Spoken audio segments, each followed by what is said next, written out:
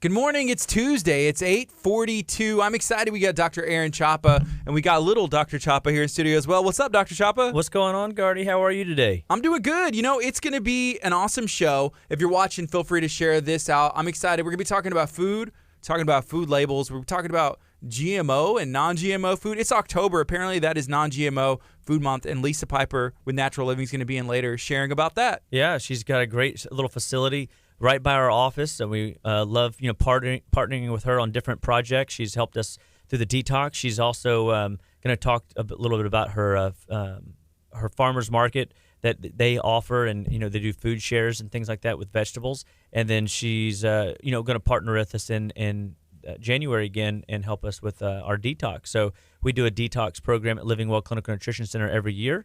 And it is a way that you can do, a 21-day vacation from all stress and stimulants. And this is just the start of it. And I think that it's GMO-free month because it's October. We're at this spot where the candies are coming out, the junk food's coming out, and what a timely message today to learn how to read food labels and be looking at things. So, but I do have a little guest here with me today. Her name is Kinley Sparkles Chapa, and she is hanging out with us this morning. She was off of school today, and so she's been wanting to come and hang out in the studio and get the feel for the radio life. So good morning, sweetheart. Hello.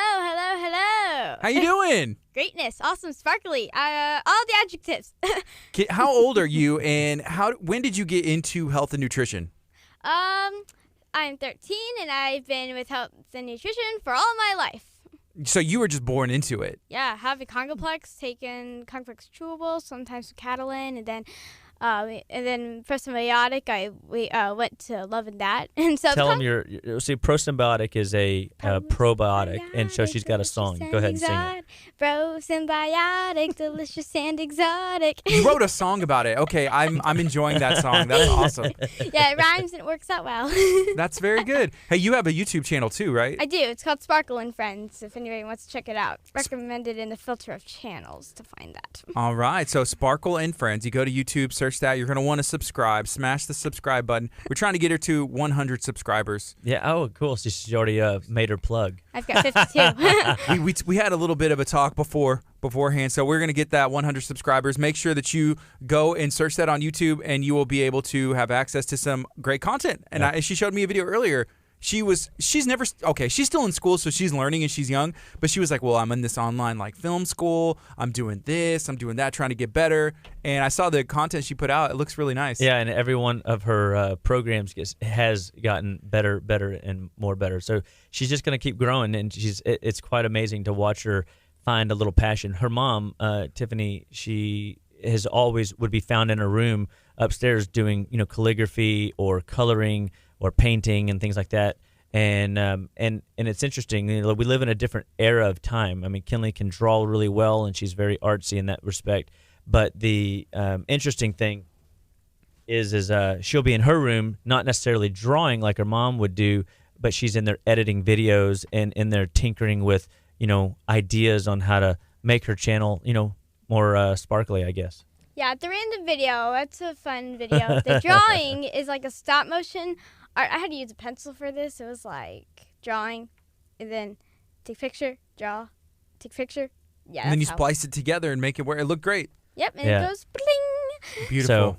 So she's definitely been raised in this field, and here the thing is that I try to help people understand is like people say, oh, your kids, if you're so dogmatic and not letting them experiment with junk food and the life of food that we live in. I mean, the world we live in is such a place where food kind of drives every conversation. Hey, what are we doing for dinner tonight? Or, hey, what are we going to do for lunch today? Or, what did you eat for breakfast? Or there's a conversation of food is happening in and all around us every day. And there's several $100 billion spent on the food marketing industry, so that there's always somebody competing for your mighty food dollar. Mm-hmm. And so it is a definite conversation that needs to be had, and it's definitely a challenging conversation whenever we're infiltrated with so many different types of foods out there that I would call make-believe food. And if you eat make-believe food, what do you get? Make believe health. That's correct. Good job, Hey, sweetheart. that's what's up. I learned from my father. Hey, so Dr. Chapa, what did you have for dinner? I know you were talking about like a lot of our conversation is driven around that. What did you have for dinner? So last night I had some fajita chicken and a lettuce leaf and a little bit of salsa. That's it, because I'm on a Taco Monday. strict diet. Today, and yesterday, and then it switches tomorrow. And so I'm doing a little. It's basically, there's a book that I'm playing with called the High Metabolism Diet, and I've had several patients do it over the years. I've always loved the diet because it's very much things that I would be teaching, but I've modified it, and we're continuing to modify it to accommodate some of the needs that I feel my patients need, in addition, that the diet doesn't exactly talk to or teach to. So we're in the beta testing phase of how we want to launch this out and get it into practice, because it's a fun diet. So like yesterday and today, I don't get to have a lot of fat in my diet, but so I can't, like, your wonderful little dish that my daughter made for you. She can talk about it. Has some fat in it, and I'm like, oh, it looks so good. Like, yesterday at the end of the day, I go, wow. Like, I really do enjoy healthy fats in my diet. It balances my blood sugar. It keeps me, my mind sharp, and it makes me feel good. And I can tell not having it in it. And some people go, I crave sugar. I don't crave, I didn't think you could crave fat. Well, I didn't think I could either until, I realized yesterday how much I'm like, oh, I can't have my avocado right now, Yeah. So what would be the benefit of removing the fat from the diet? Well, so the high metabolism diet is basically, the idea around it is just like a workout. When you're doing a workout routine, you want to change up your routine going, throughout the weeks, throughout the months, so that your body never adapts. Your body loves patterns, and it's very mechanistic in that way. And then because it requires a conservation of energy. Like, if your body can figure out your pattern, then it doesn't necessarily have to work as hard. And so if we are modifying the workout, the body is always guessing on what's happening, so it's more engaged and it requires more metabolic activity.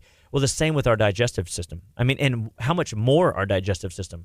Because our digestive tract is 80% of our game. If we take care of our digestive system, our immune system's stronger. If we take care of our digestive system, our overall development is better. Our skin is more radiant. Our hair is better. Our energy is better. Our mood is better. And so the diet has to be really key in making sure that's taken care of. So we change aspects of the diet to accommodate the body's guessing capabilities to keep it more metabolically active. Okay. So right now it is 8:49. We're going to go ahead and go on the FM. This morning we're talking about food labels. If you have any questions about food labels, how to read them, this is going to be the show that you want to tune in. Go ahead and tag some friends. Let me know where are you watching from. I'm excited to have this morning with Dr. Chapa and with Kinley, who I feel is the future of Living Well Clinical Nutrition. And we're going to be finding out how she got started and where the future's going. This is KHEA Radio. Here we go. Stay tuned. Break of sorts. Good morning. This is KHEA Radio, 99.5 FM. I'm Gardy. It's 8:50, and this is an opportunity where we're going to be learning about food, nutrition, food labels, how to read them, and what does that mean for you? We have Dr. Chop in studio, and we also have Kinley, his daughter. Kinley, how are you doing this morning? Awesomeness, sparkly, and all the adjectives that mean awesome. All right. So I want to ask you, and I asked Dr. Chapa here on Facebook what he had for dinner. What did you have for dinner last night? I had some chicken, some corn, some mashed potatoes, basically almost like a close to Thanksgiving yum-yums. Oh, that's awesome. Where'd you eat that at? At my granddaddy's house. My granddaddy's, yeah. Yep. So they fed her corn, huh? Well, just you think you know, and then all of a sudden they sneak in this corn out of nowhere. And this is the world we live in, right? It is a challenge. But here's the good news. The good news is this is real world, right? And we don't have as parents full control as we would like, especially when we lean on. You ever heard the old saying? It takes a village to raise the tribe, so to speak, and I think that ultimately. This is our world where we have to let these things happen, right? And because I'm not a big proponent of corn products, doesn't necessarily mean that the crew doesn't get it. It's going to happen. Absolutely. It's everywhere. Plus, I'm a big fan of pop. Anyways, I'm sorry. I'm just thinking about corn and pop. I saw somebody shared a meme the other day, and it said, have we not tried like heating, exploding any other food items? Did we just stop at corn and see if it gets, why haven't we tried that with Brussels sprouts? Maybe it'll work with that and make it even better. Brussels sprouts are awesome. Yeah, it looks like you cooked some. Why don't you tell what us is about here? what did you do with tell them what you did. Okay, so in this here. Mm-hmm. That's right. You hand it to him. He can open it, and you talk in the mic. Yeah. So, that is that beautiful dish. I call it the sparkly vegetable dish. It's got a whole. So you guys can also make this at home. Get a pan, have some olive oil, cook. Just make an awesomeness. So usually I'll start off with putting some onions in it and let them caramelize, and then cut little strips of bacon. I'm like, who doesn't love bacon? Bacon is like the best. And then we have some Brussels sprouts that go into that, and so you can find all of those green awesomeness. And so to add a little bit of color, I added some tomatoes. It's like I cut a tomato, and then I one of them, and then I put it in there. So it still works. So you made this yourself? Yeah, she made this. This is absolutely everything, even the spices she put in there. So these are the spices that go in there. I technically think these are the only two spices she used, which is the Himalayan pink salt from our office, and then just a garlic powder and the Italian seasoning. And the Italian seasoning. This guy here. Okay, awesome. So and in our quest to write, and talk about food labels, I thought we would just start with spices, and because there's very few. It's crazy. If you don't spend a few extra bucks on spices, you're going to buy something that's going to have the 4 deadly food additives in it. And the 4 deadly food additives are partially hydrogenated oil. So partially hydrogenated oil. These are a contaminant oil that are rancid. They're very harsh on the liver, and they can, wreck our skin. They can wreck our digestive tract, and they can clog up our liver. And that basically slows down metabolism. And so that's one of the deadly food additives that is in many spices that people purchase. So every spice that we have, we pick up the label and we look at it, even whenever we're in a hurry, and just make sure that is not in there. What's inside some of these? And so like the adobe seasoning would be just like a Mexican-style spice, and this is just going to be sea salt, garlic, onion, organic black pepper, oregano, turmeric, lemon peel, and this is a fantastic little dish that goes on all vegetables. I mean, you really go wrong putting in that on there. The Italian spices are going to be marjoram, basil, thyme, oregano, savory, and sage. And what's in yours, darling? So this is an all-purpose seasoning. So it's got organic onion. Onions are good. Organic black pepper. Organic garlic, organic parsley, organic celery seed. As you can see, all of these things are organic. And organic tomato powder, organic what? So a lot of organics. And so a reason we shoot for these is because the hope is that organic is better, right? But it isn't always the case, I hate to say. And we can't be fooled by the words, natural or gluten-free, because, a lot of the products on the market today aren't necessarily, there's still sugar in there. There's still other additives. And many spices have different sugars added to it for flavoring, because who doesn't love the sugar?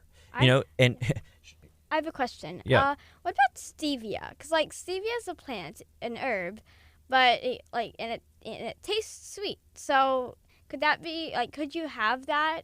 Yes. So stevia is a 2,000. Good question. Okay. Stevia is a 2,000 year old Peruvian herb, and basically what that is a naturally occurring substance that just happens to be sweet, and it does not have a strong influence on spiking or wrecking your glycemic index. So you could totally indulge in it. And so before this gets cold, though, let's talk about this little meal that we picked you one that would be metabolically active. So there is a little bit of bacon slices in there, but the Brussels sprouts and the onions are really good for cleansing lymph and liver. And Brussels sprouts are one of the most metabolically active foods. And then we just put the spices you'll taste some of the bacon, the caramelized onions, and then the garlic and salt that we put in it, and the Italian spice. And so give it a shot. Tell me what you think. I will. Okay. And I think that you'll be pleasantly surprised. Because most people think, Brussels sprouts just don't sound very appealing. Do you like Brussels sprouts, by the way? I do. Yeah, I do. there was a recipe that we found during the cleanse last year, the first one that I ever did with you, Dr. Chapa, and it called for Brussels sprouts, and you put them in the oven, and you just put a little bit of, little salt and pepper on them pretty much with olive oil in the oven for not even that long, and they come out, and it's good. It's like a crisp crunch. And so you made roasted Brussels sprouts. These would be sautéed Brussels. And this is the game, right? You can, and I love that you just brought that point to the table, is that when you're cooking up veggies, you will find that there are multitudes of ways to bring them into your diet. And when you bring these different spices in, you can change the Brussels sprouts. Yesterday, I added taco seasoning to a sweet potato and made the sweet potato taste almost like a taco. And I felt like I was getting a really nice, different flavor in a sweet potato that I'd never had before. Because, again, I haven't had fat in a day and a half. And so I was like, how am I going to, I can't put my cinnamon and butter all over the potato, And so I was like, okay, I'm going to just try this. And I just sprinkled literally a taco seasoning. I didn't bring that one, but here into my sweet potato. On and a sweet it was potato? absolutely awesome. I was really impressed with myself. What does it taste? Does it taste like taco? It tastes like it literally would taste like you were eating some texturized taco meat, and it was really fantastic. So most of the foods that we eat take on whatever the spice is that we use. And that's one of the things. If you just can get varieties of spices coming in, you'll find things that your kids like, that you'll find things that you like. A lot of people as adults, they're afraid of eating food. They're afraid of trying new things. The average American has the same 11 to 12 meals that they cycle between month after month, week after week, day after day. And so if we can get people giving a little variety by just using the same foods with a different spicing, method, all of a sudden they get very much a different flavor to the food, and it basically changes the game for them. Kinley, how long do you saute those Brussels sprouts to get them to taste like that? It's like whenever.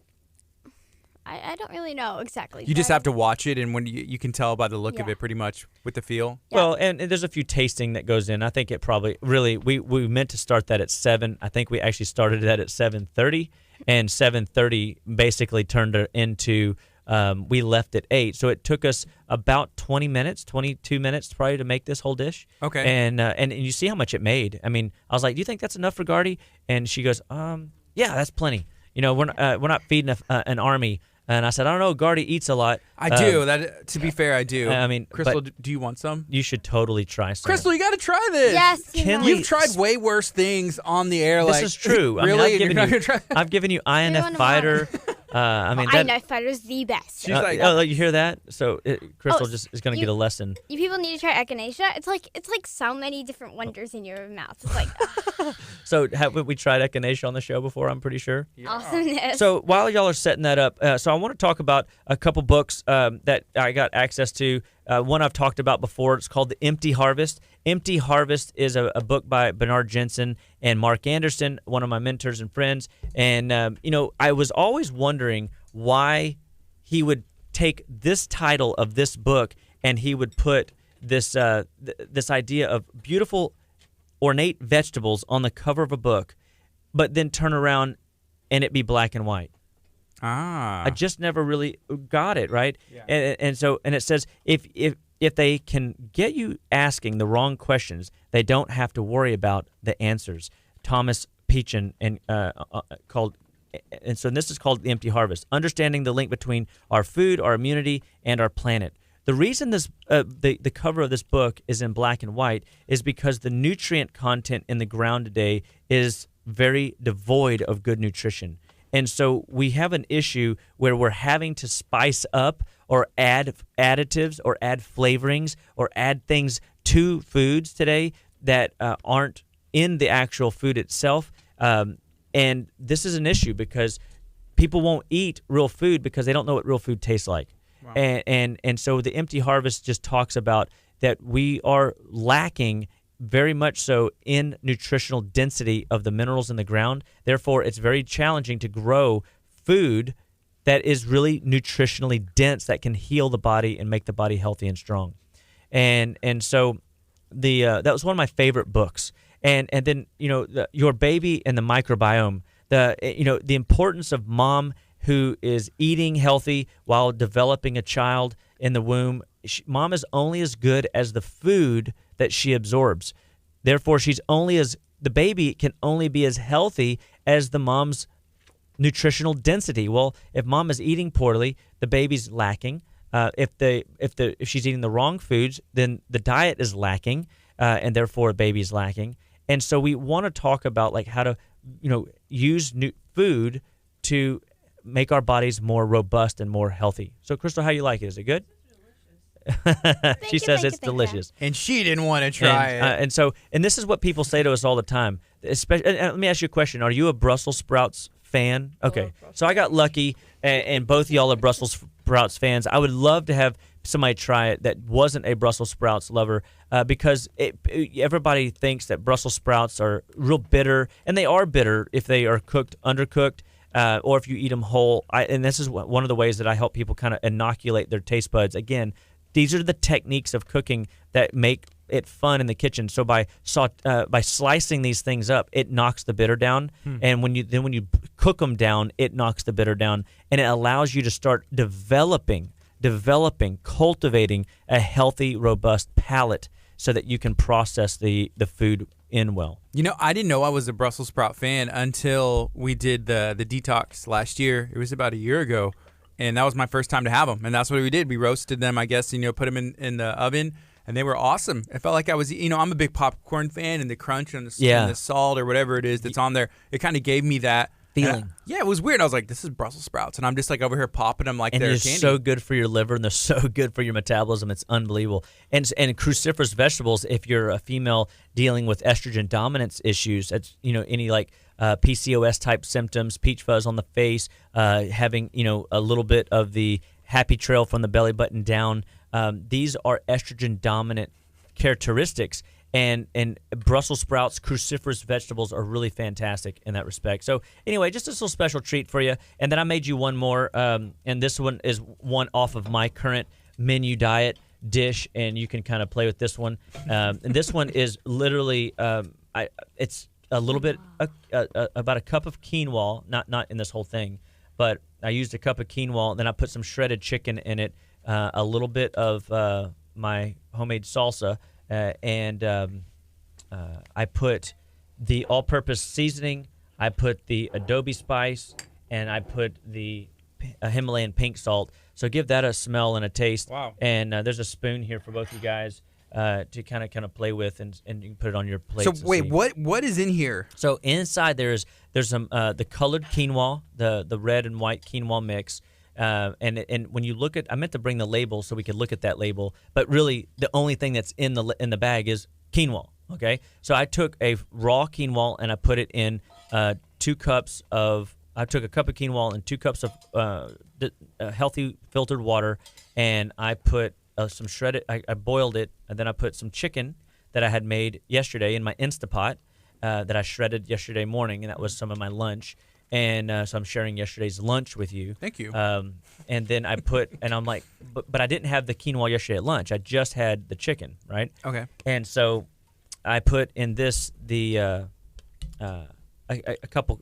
Let's see, the hot sauce, the quinoa, and the shredded chicken, and some sweet potato, and that's it. So kind of like I had yesterday morning for breakfast. But I put those different spices with the sweet potato yesterday. This was just a regular bland sweet potato. I'm like, I don't have time to do anything special with it. I got to throw it in this thing and just go for it. And this is what turned out. Man, this is really good. We used my Instapot last night.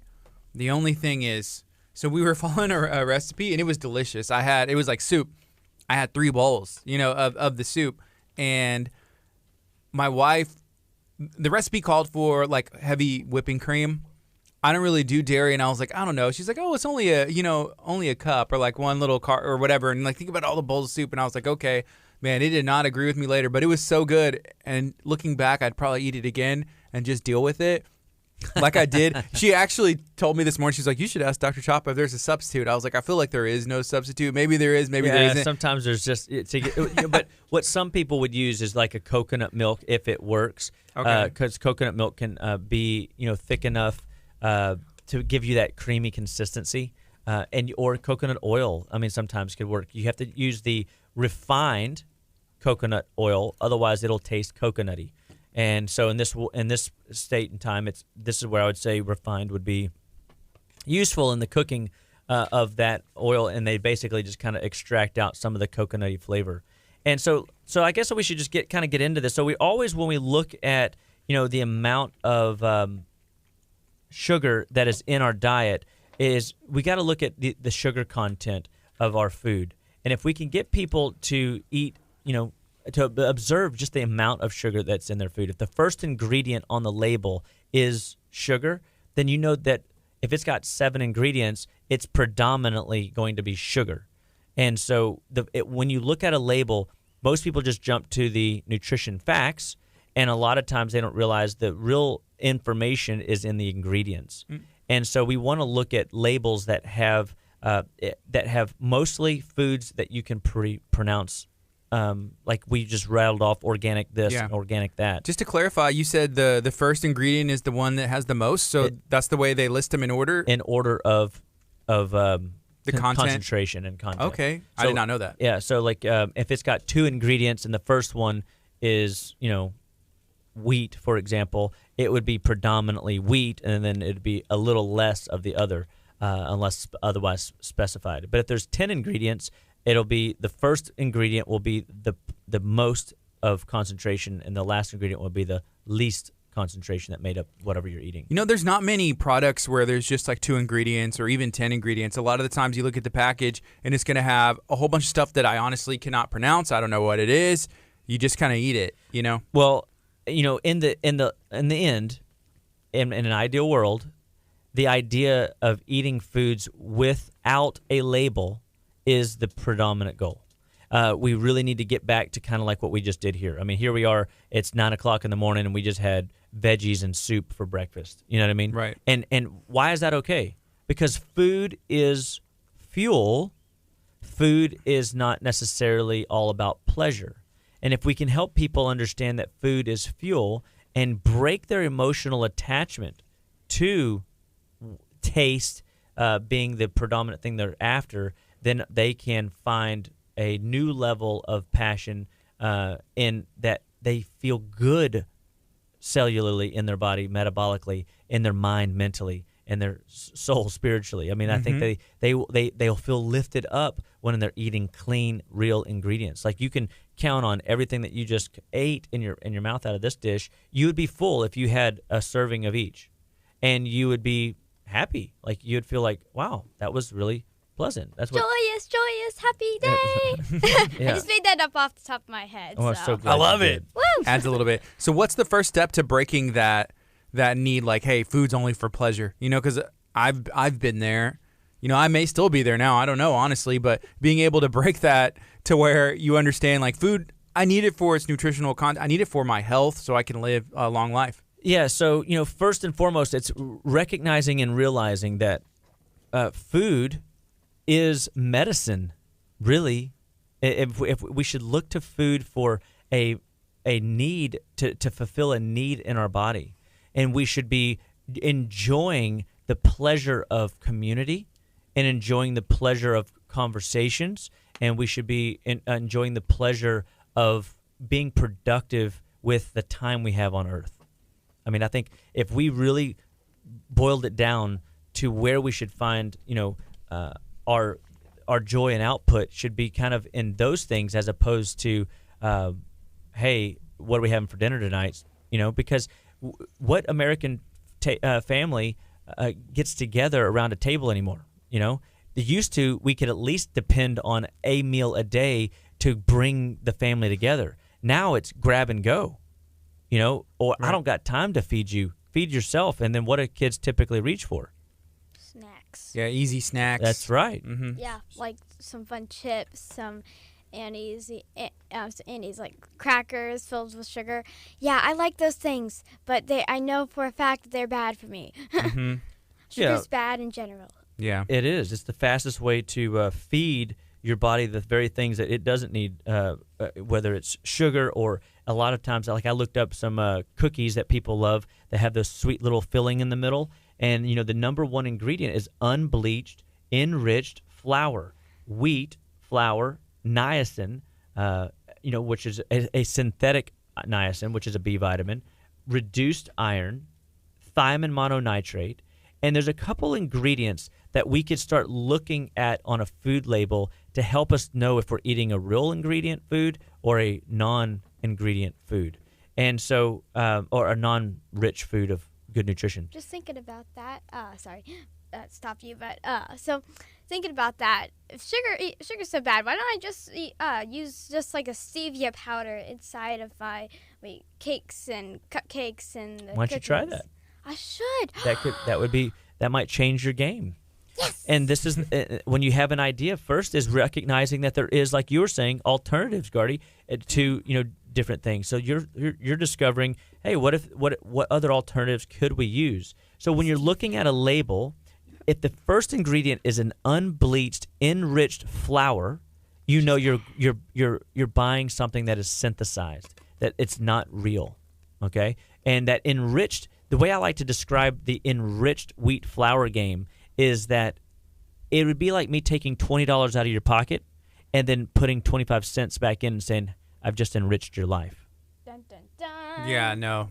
You see what I'm saying? I'd miss my 1975. Yeah, you would, right? Right. So, but here's the thing, is that's what they do. They strip down what God intended to be in that real food source, and then they synthesize these other factors to put it back in, but it has 95.5% less of the nutritional content that was in it in what it was originally. Less value of nutrition. With no value in nutrition, there is a problem with respect to health.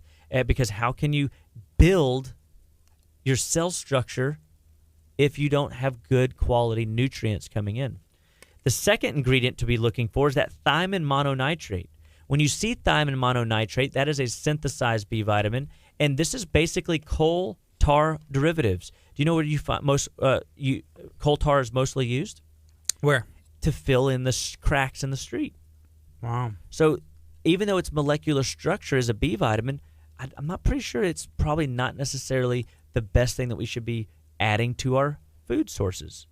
And so when companies are willing to use enriched or refined wheats or thiamine mononitrate, you're already getting an idea that they don't really care what kind of iron they're using or other B vitamins they're using. I mean, this product has, it says it has B2 and it's got folic acid, but then, 4 ingredients in, there's sugar.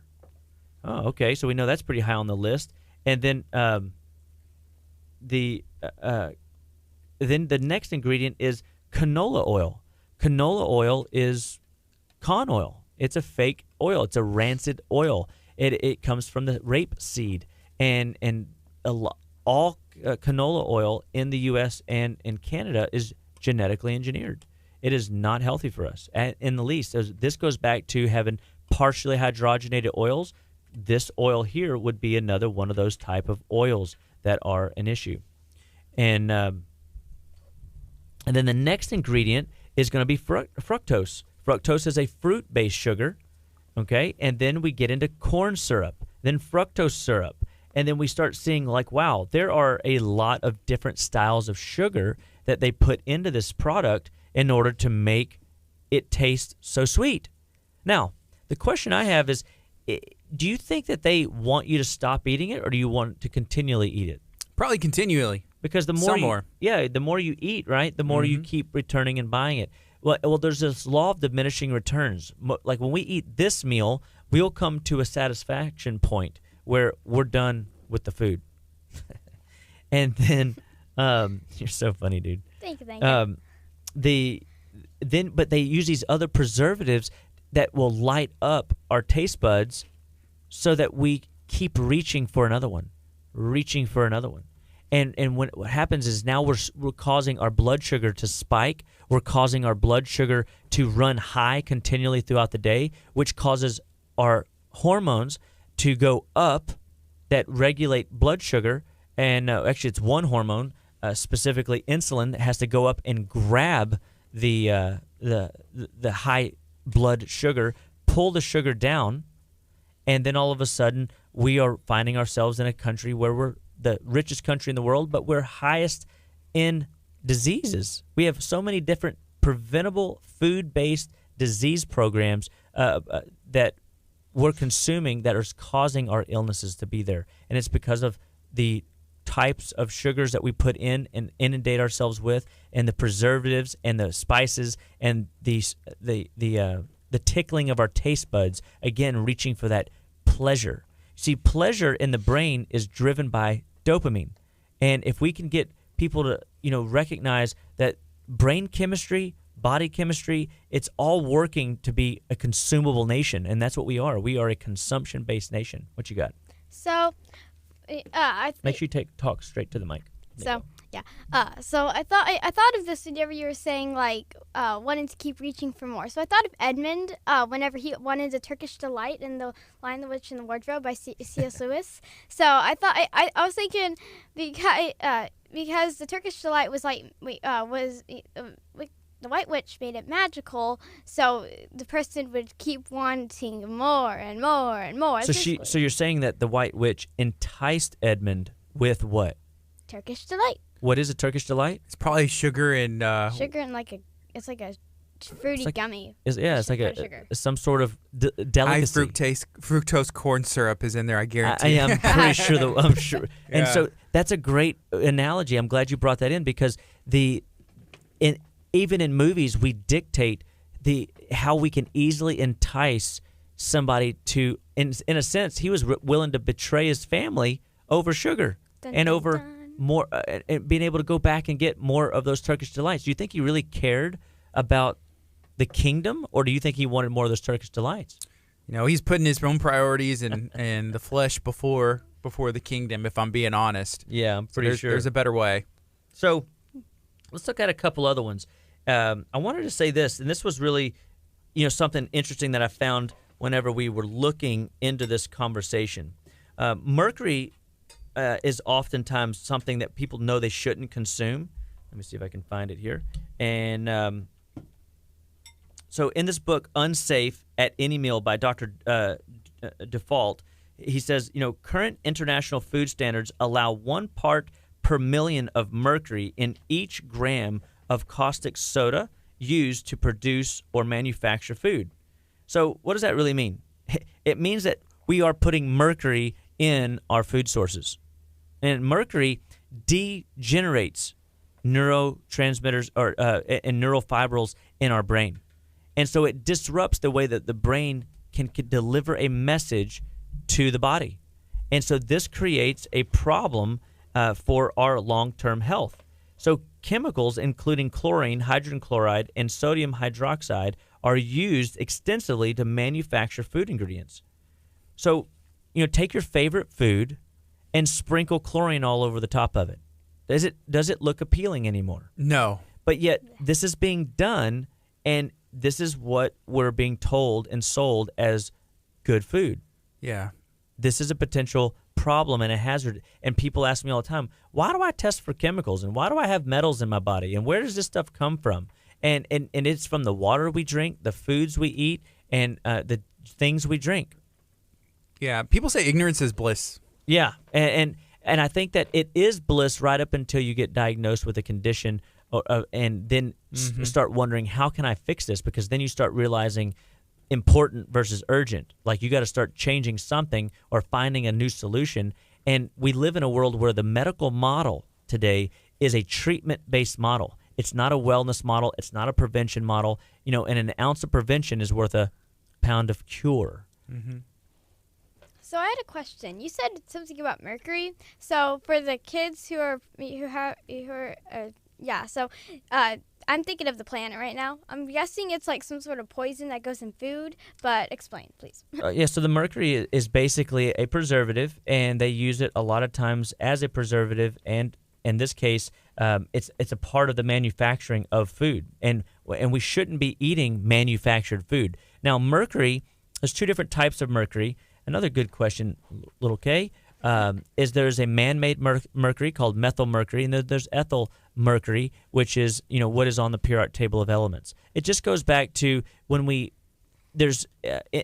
at the vitamin level, we have left rotating vitamins and minerals, and we have right rotating vitamins and minerals, and they're supposed to rotate in a certain direction in the cell structure. Now, this is like microbiology, and this is like biochemistry at a pretty intense level, but the body can tell the difference between left and right.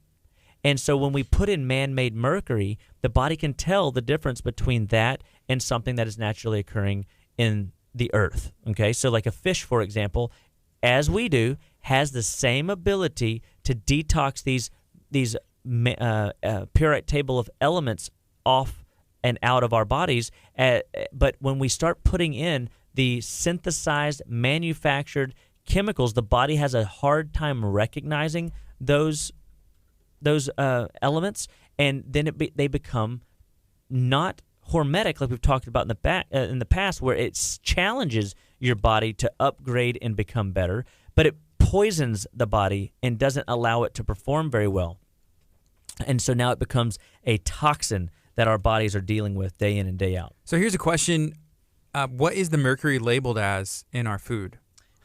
So from what we were reading, it doesn't have to be on there because it is 1 part per million.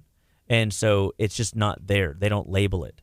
And so remember a few years ago when they started doing some changing of food labeling in the grocery stores, this is one of those that is sneaking through. The responsibility of making sure a food ingredient meets safe standards lies in the hands of the food manufacturer.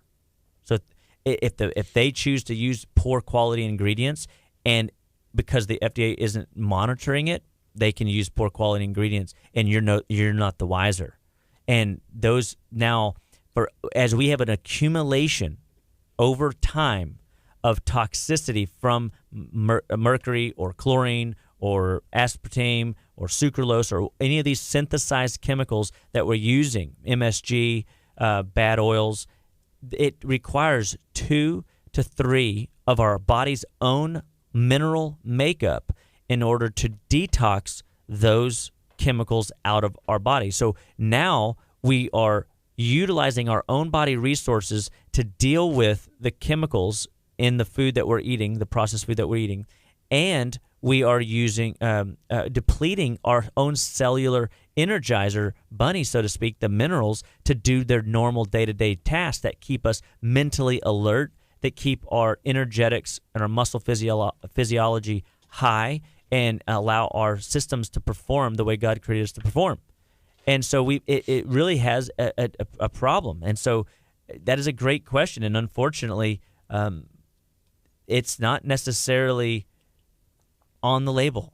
It's snuck in there. It's snuck in there. Wow. I mean, only 8 allergens are recognized, and this doesn't include corn. I mean, so the FDA has a list of allergenic foods, and a lot of times you'd be shocked at those lists, and I can compile those lists and send them out to, up on the site when we get back to the house, and we can look it back up. Mm-hmm. But it is, again, the more we start leaning towards food that doesn't have a label, the healthier we will be. And that is helping people realize that we've got to slow down enough in order to read the label or to figure out, how do you cook a Brussels sprout? So how do you think Kinley has learned how to cook Brussels?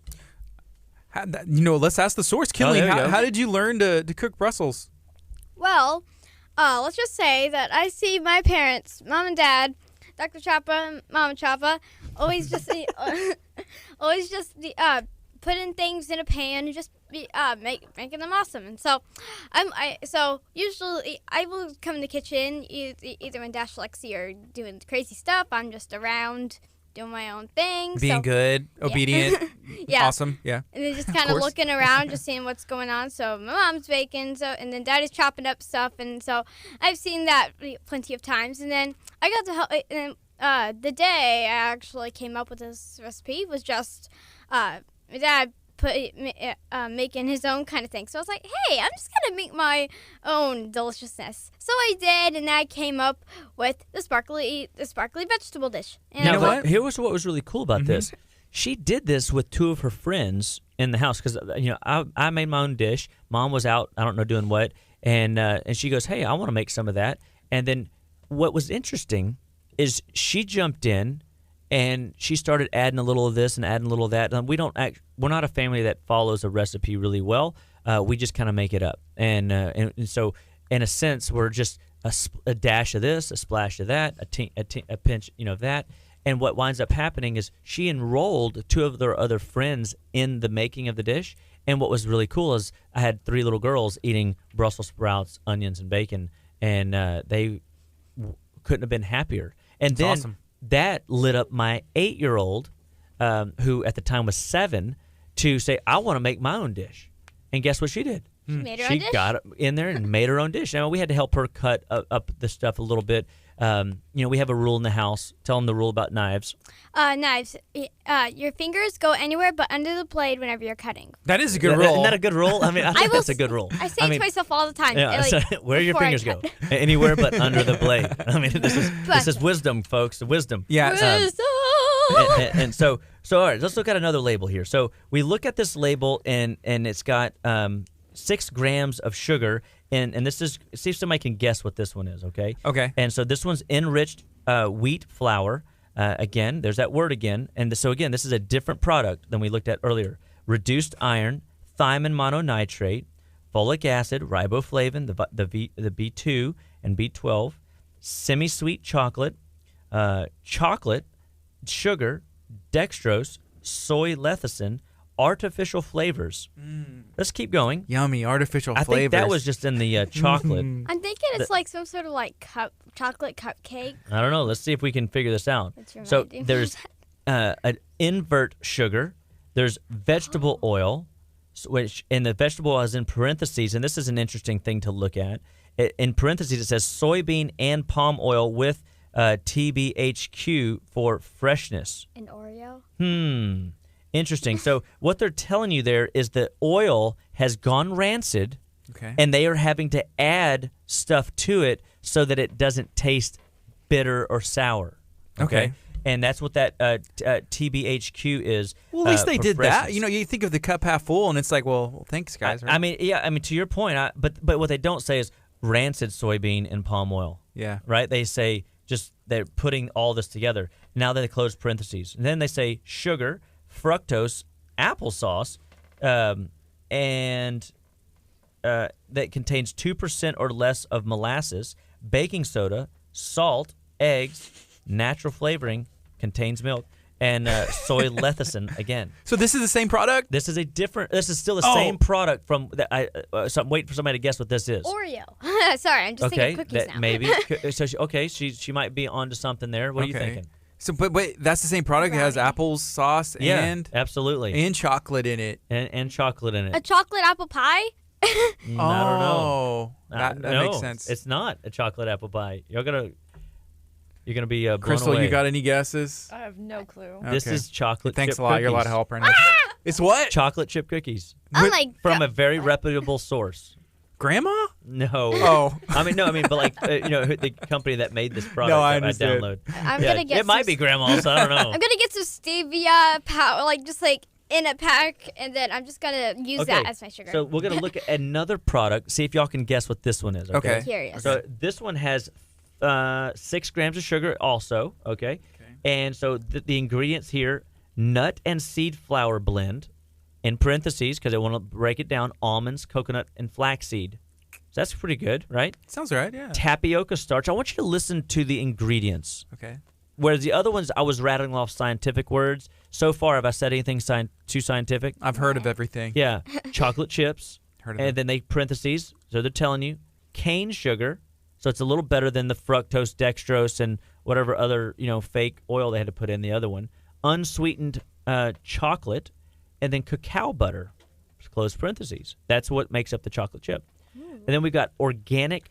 This is still same product. Organic coconut sugar, organic coconut oil, arrowroot, vanilla extract, tiger nuts, sea salt, baking soda, rosemary, and this is for freshness, and then cream of tartar.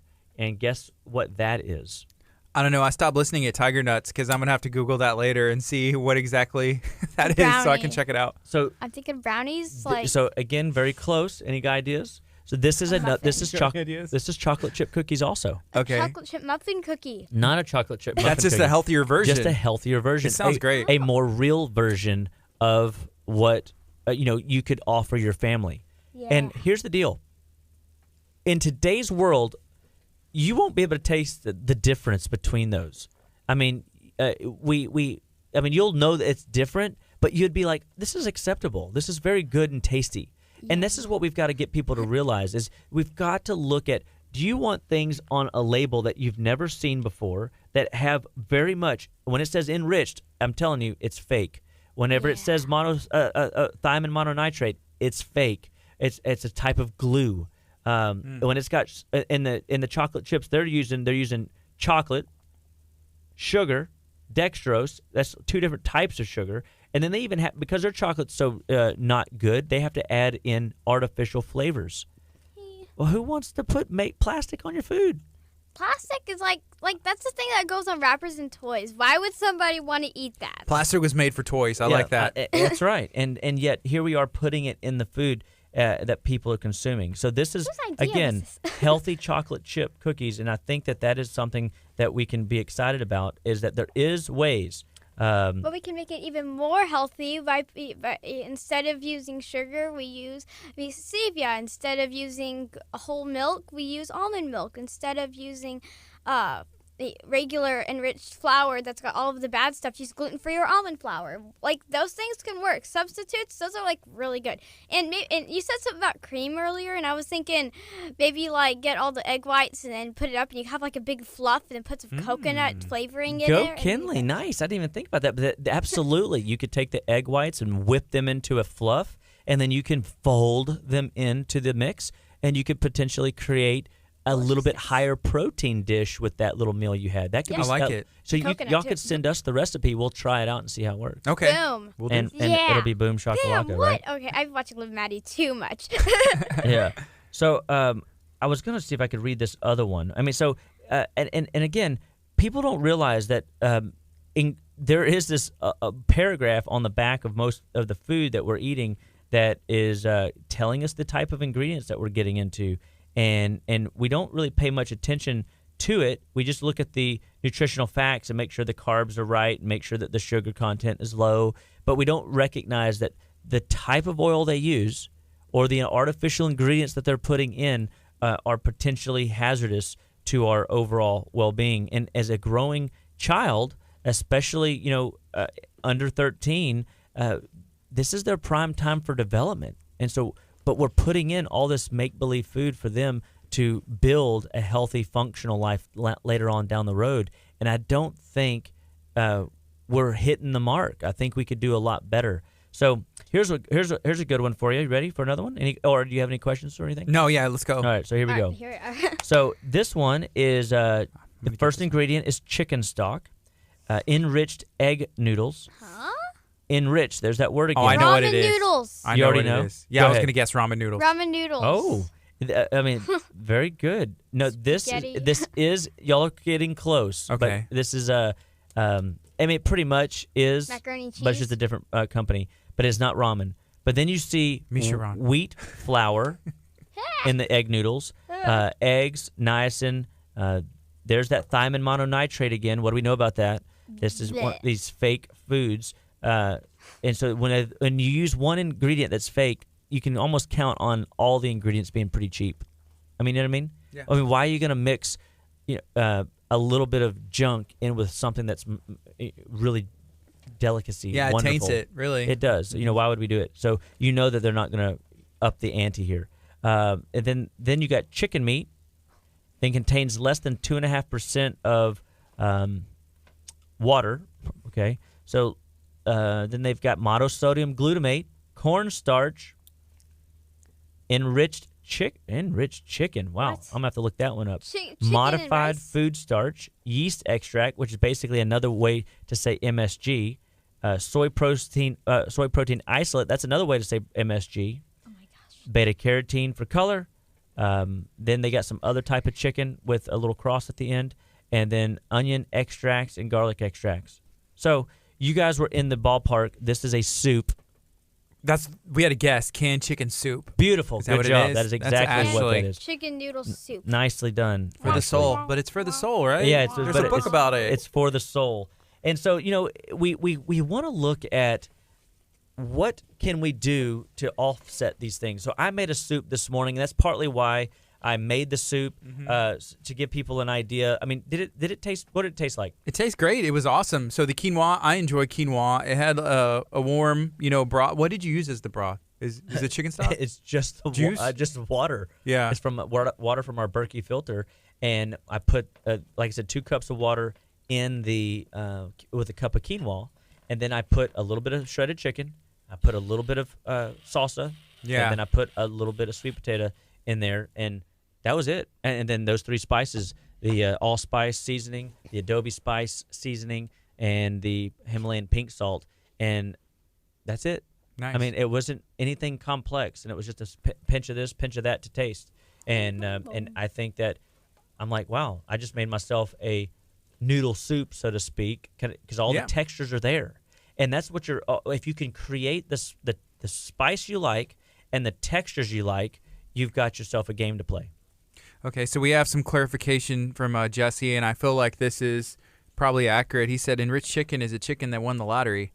And that's pretty funny. So I, something like that crossed my mind whenever I said, like, it's a rich chicken. It's a chicken that's laying golden eggs. I love that, and I'm going to go with that at the moment because that one was a new one for me as well. I don't really eat a lot of canned soups, even the healthy canned soups. I mean, I'd rather kind of try to make my own, and because I can control the ingredients. Because most of the time there's things on the label that I don't want, and it's hard to find companies that have a completely clean ingredient list. Yeah. Did you mention chicken pot pie the other day? Yeah, we made a chicken pot pie. My mom made a chicken pot pie the other with day. almond flour. Is that what you said? Well, so she used cassava flour. Okay. Oh yeah, it's And- a really good flour. And then I'm gonna have her try it again with the almond flour and see what it tastes like.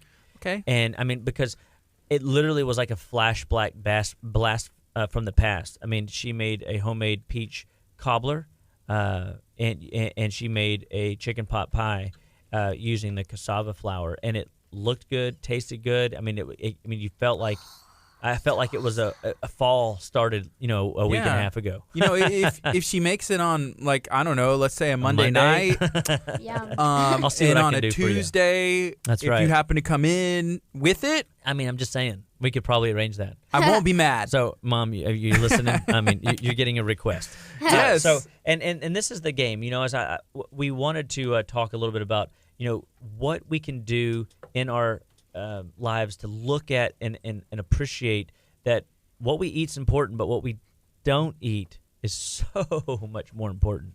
If we can get people to stop putting in make-believe food, their body will perform better. It will live better. It will thrive better. Mm-hmm. And so I'm constantly on a mission to just try to take little ideas like this, and like you had the idea earlier, we could do this exact same dish, but maybe only thing different we roast it in the oven instead of saute it in a pan, and I bet you it'd taste amazing. Wow. I have done this same exact dish on a barbecue grill and tasted smoky. It was amazing.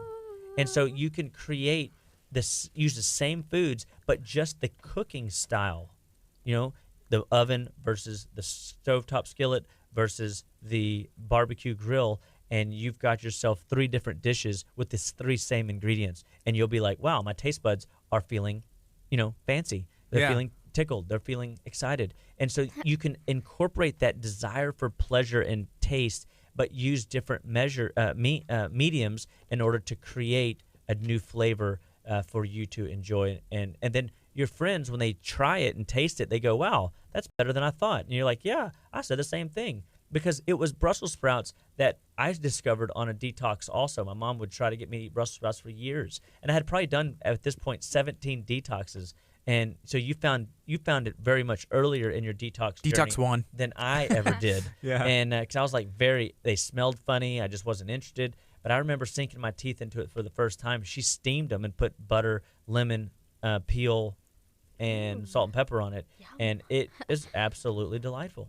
And that was how she did her Brussels.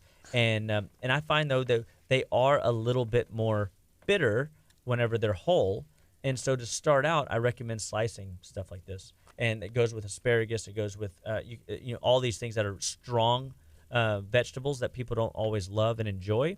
Just cut them up and then start cooking them in some good healthy oils like bacon or coconut oil, avocado oil, and try something new with respect to the way you've been doing it in the past. I'm going to ask that these get placed into the detox cookbook. Yeah, and maybe we can have Kinley make a video and post it on our YouTube channel. I'd love to see you kind of go a step by step, so that way people can learn how to cook this amazing dish and they can try it as well, because it's awesome. Everybody should try it. That's perfect, because I've done baking videos. Like I did one with my friend and we made a flour pound cake, but all of my baking videos are always gluten-free and dairy-free, because I cannot have the dairy, and then I'm automatically a gluten-free type of Gluten-free girl. life. Yeah, so because I've been gluten-free for like a long period of time in my life, so that works out well. Because baking, cooking, I'm good with those. Like What's your YouTube channel again? How can they find it?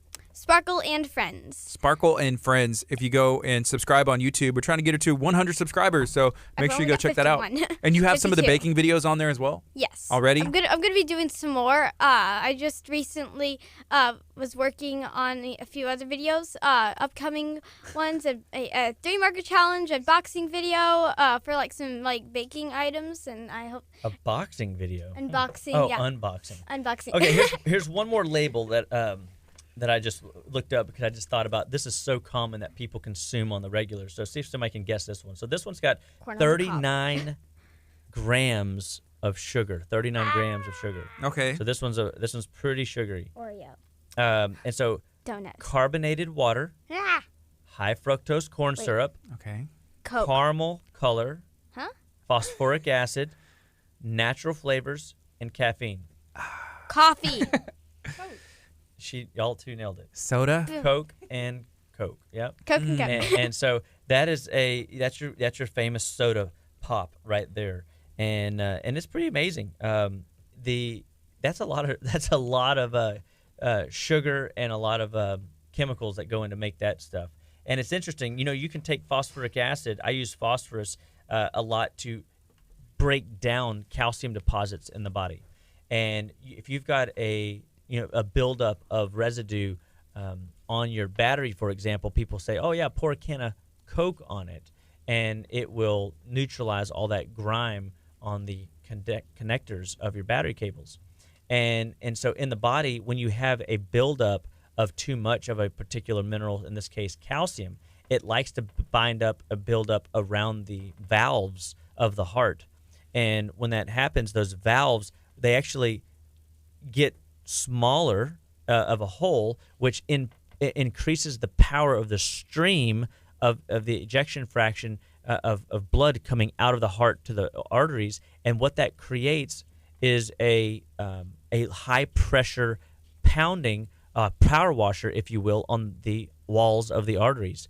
And that is a problem if we want our arteries to last. And so we get in there with things like phosphoric acid, phosphorus-based products, and we can denature those and bind those up in the body and help the valves of the heart, for example, or even kidney stones building up in the kidneys. We can start melting those down.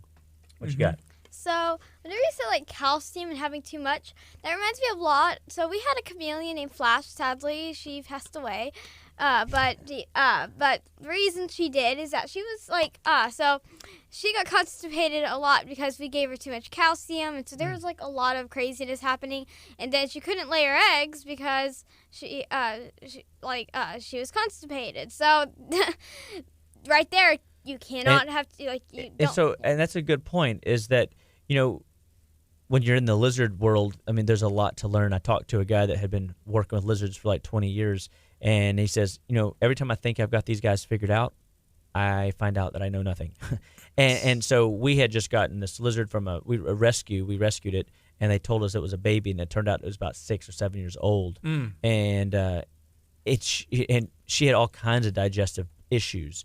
But one of the things that was happening is because everybody's like, oh, you got to spray everything they eat with calcium.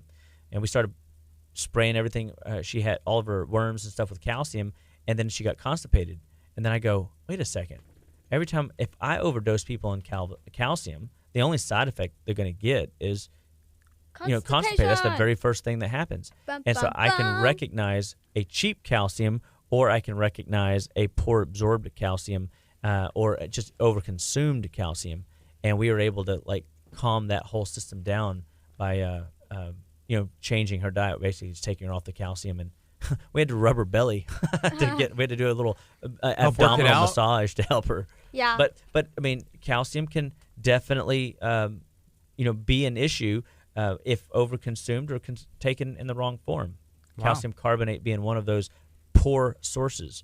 Calcium carbonate is like trying to digest seashells or rocks, and we just can't do that. Yeah. So here is a question from Ashley, and I believe that your wife, Dr. Chapa, that she had already answered it. She said, hey, I'm making a creamy chicken soup for dinner. Can I substitute flour with tapioca flour, or should I try cassava or almond? I'm nervous about the texture. So your wife gave a suggestion. I want to see if it lines up. Okay, so creamy chicken soup for dinner. She wants to substitute flour with tapioca flour, or try cassava or almond flour. Cassava. So I would go tapioca flour. Tapioca? Everybody said something different, which I love. And you know what? Why not make, try it this night, and then if you make it in next week or something like that, try the other one. So your wife had said, hey, I'd try almond first, and Kinley with cassava. Oh, yeah. And then almond. I love it. Or tapioca for me. Tapioca, I'm sorry. And so, but here's what's fun is that you could use any in all three, or a combination even. So there's a fourth option. You could do a little of this, little of that, and you could make a shift happen in that respect. So, whenever it comes to cooking, it's just a matter of getting in there and being willing to mess it up. And people go, well, I'll be hungry. Well, then just go out to eat and call it, you gave it your best shot, Yeah. But at the end of the day, you're not going to get good at anything if you don't put forth a little step of effort. And so we ultimately want people just to recognize that you're in so much more control of your health than you will ever appreciate or realize. So if we could get people just to start taking the step towards better health through making a choice, and that choice is, what do you want your life to look like after you've done built it? Do you want to be sick? Do you want to be run down? Do you want to be diseased or having symptom patterns you weren't genetically born with? No. I mean, nobody would sign up for that if they knew better. And so obviously, I was talking to a young girl yesterday who's under 20, and she had one of the most, I do this test in my office from a company called BrainSpan, and we measure fat concentration in the blood, and we can see the ratio of omega-6 to omega-3 fats in the blood, and that ratio should be a 6-to-1 ratio. The average right now is 17-to-1 that I've seen out of about 20 tests, and the worst I've seen was this person at 100-to-1. And I talked to Dr. Johnston, one of the docs over at BrainSpan yesterday, and he told me that it's very common for people under 25 to have 50-to-1 and above of omega-6 to omega-3 fats. So your omega-6 fats are your pro-inflammatory fats. Pro meaning promoting inflammation.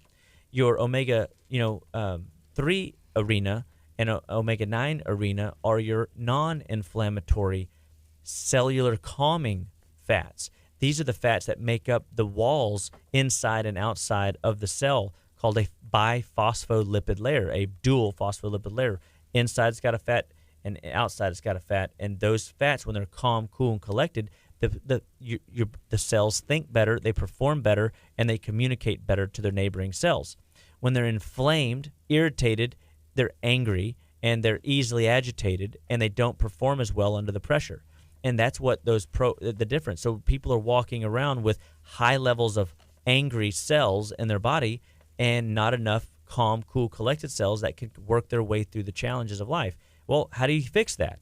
Well, fish oil, that's number one. Yeah. And so when we start with supplements, we always start with cod liver oil as a essential key to good health because it touches every tissue, every cell, every organ, every gland in your body. Cod liver oil is a powerhouse of nutrition for your longevity and vitality. I'm taking some right now. You know, I usually Same. have my cod liver oil for breakfast over here. And so I'm excited that you're joining in, taking your cod liver oil because you can't go wrong with the cod liver oil. You're going to help enhance your body's ability to push the ratio back into balance, especially if you're one of these people that is overindulging in processed foods. So as we just kind of scratch the surface of all the food labels out there, look at the stuff that you're eating and just take inventory and be like, wow, I mean, you still might buy it, but at the end of the day, what if you started shifting towards ingredients that you can read? Like if you stutter over the word because you're like, what is that word? Get tripped up because you got to go get a dictionary to look up what kind of ingredient it is. All of a sudden, we have to ask the question, is that real food?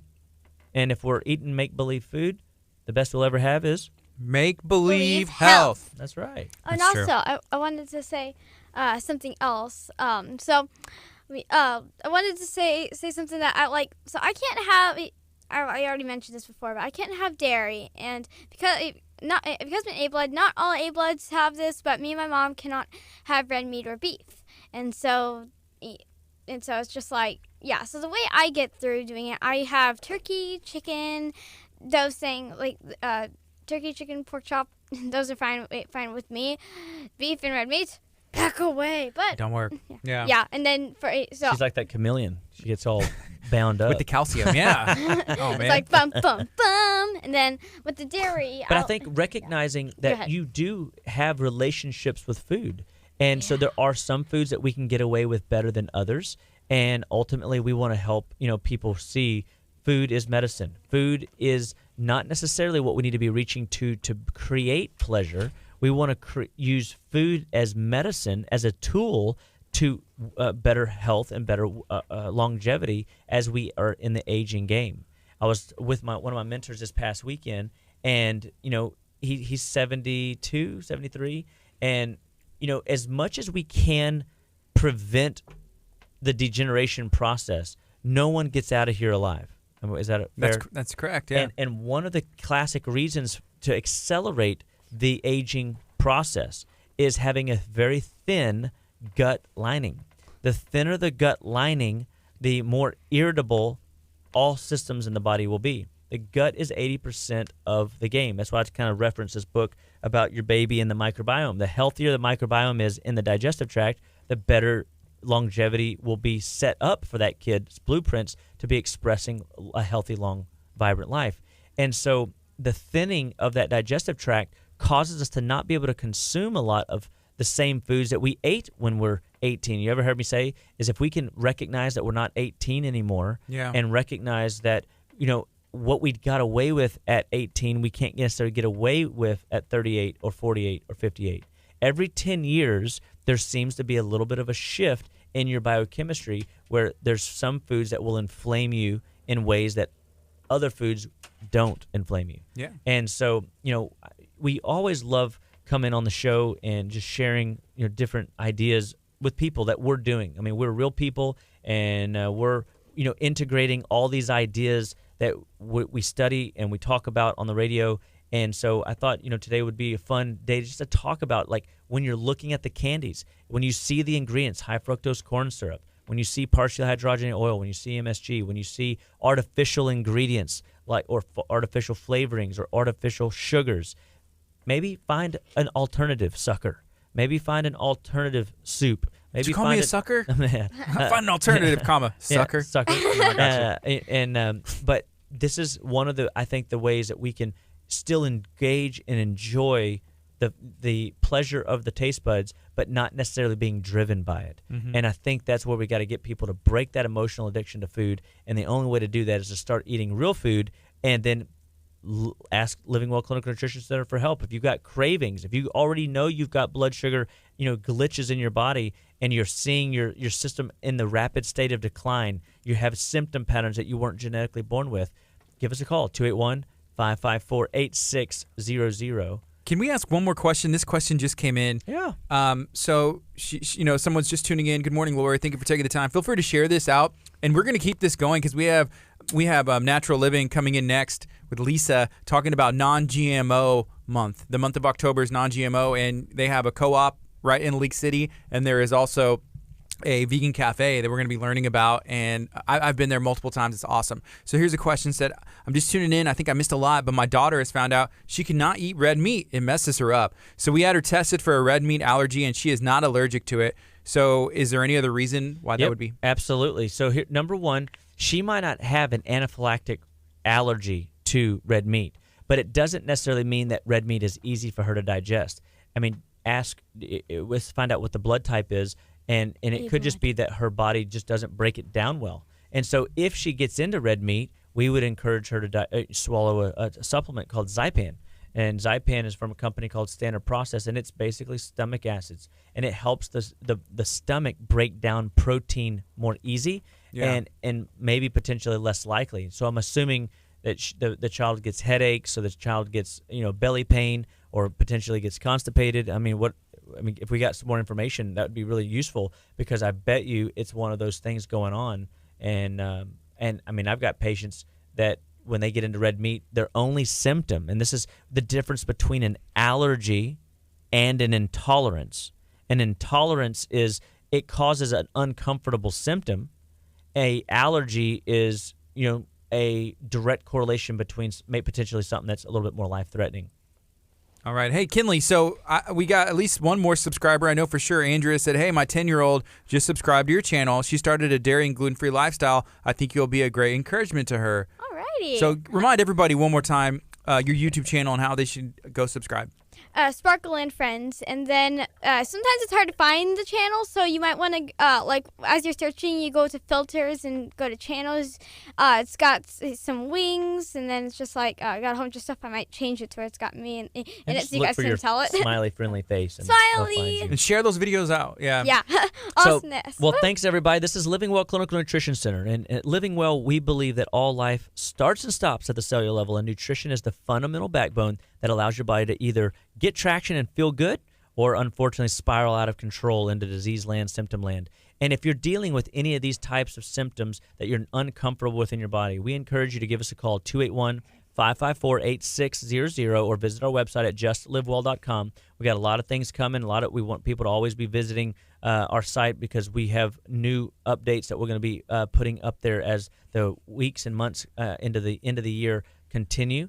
And we're excited to share health information and give people insights and encouragement and inspiration to keep on trucking. Like we see all these magazines that have these gorgeous, pictures. Gardy, you just took a picture of some of these things. This is just real food in action. It's nothing fancy, but it sure does taste good, and it's very nutritious to the body, and serving for your family to be indulging in.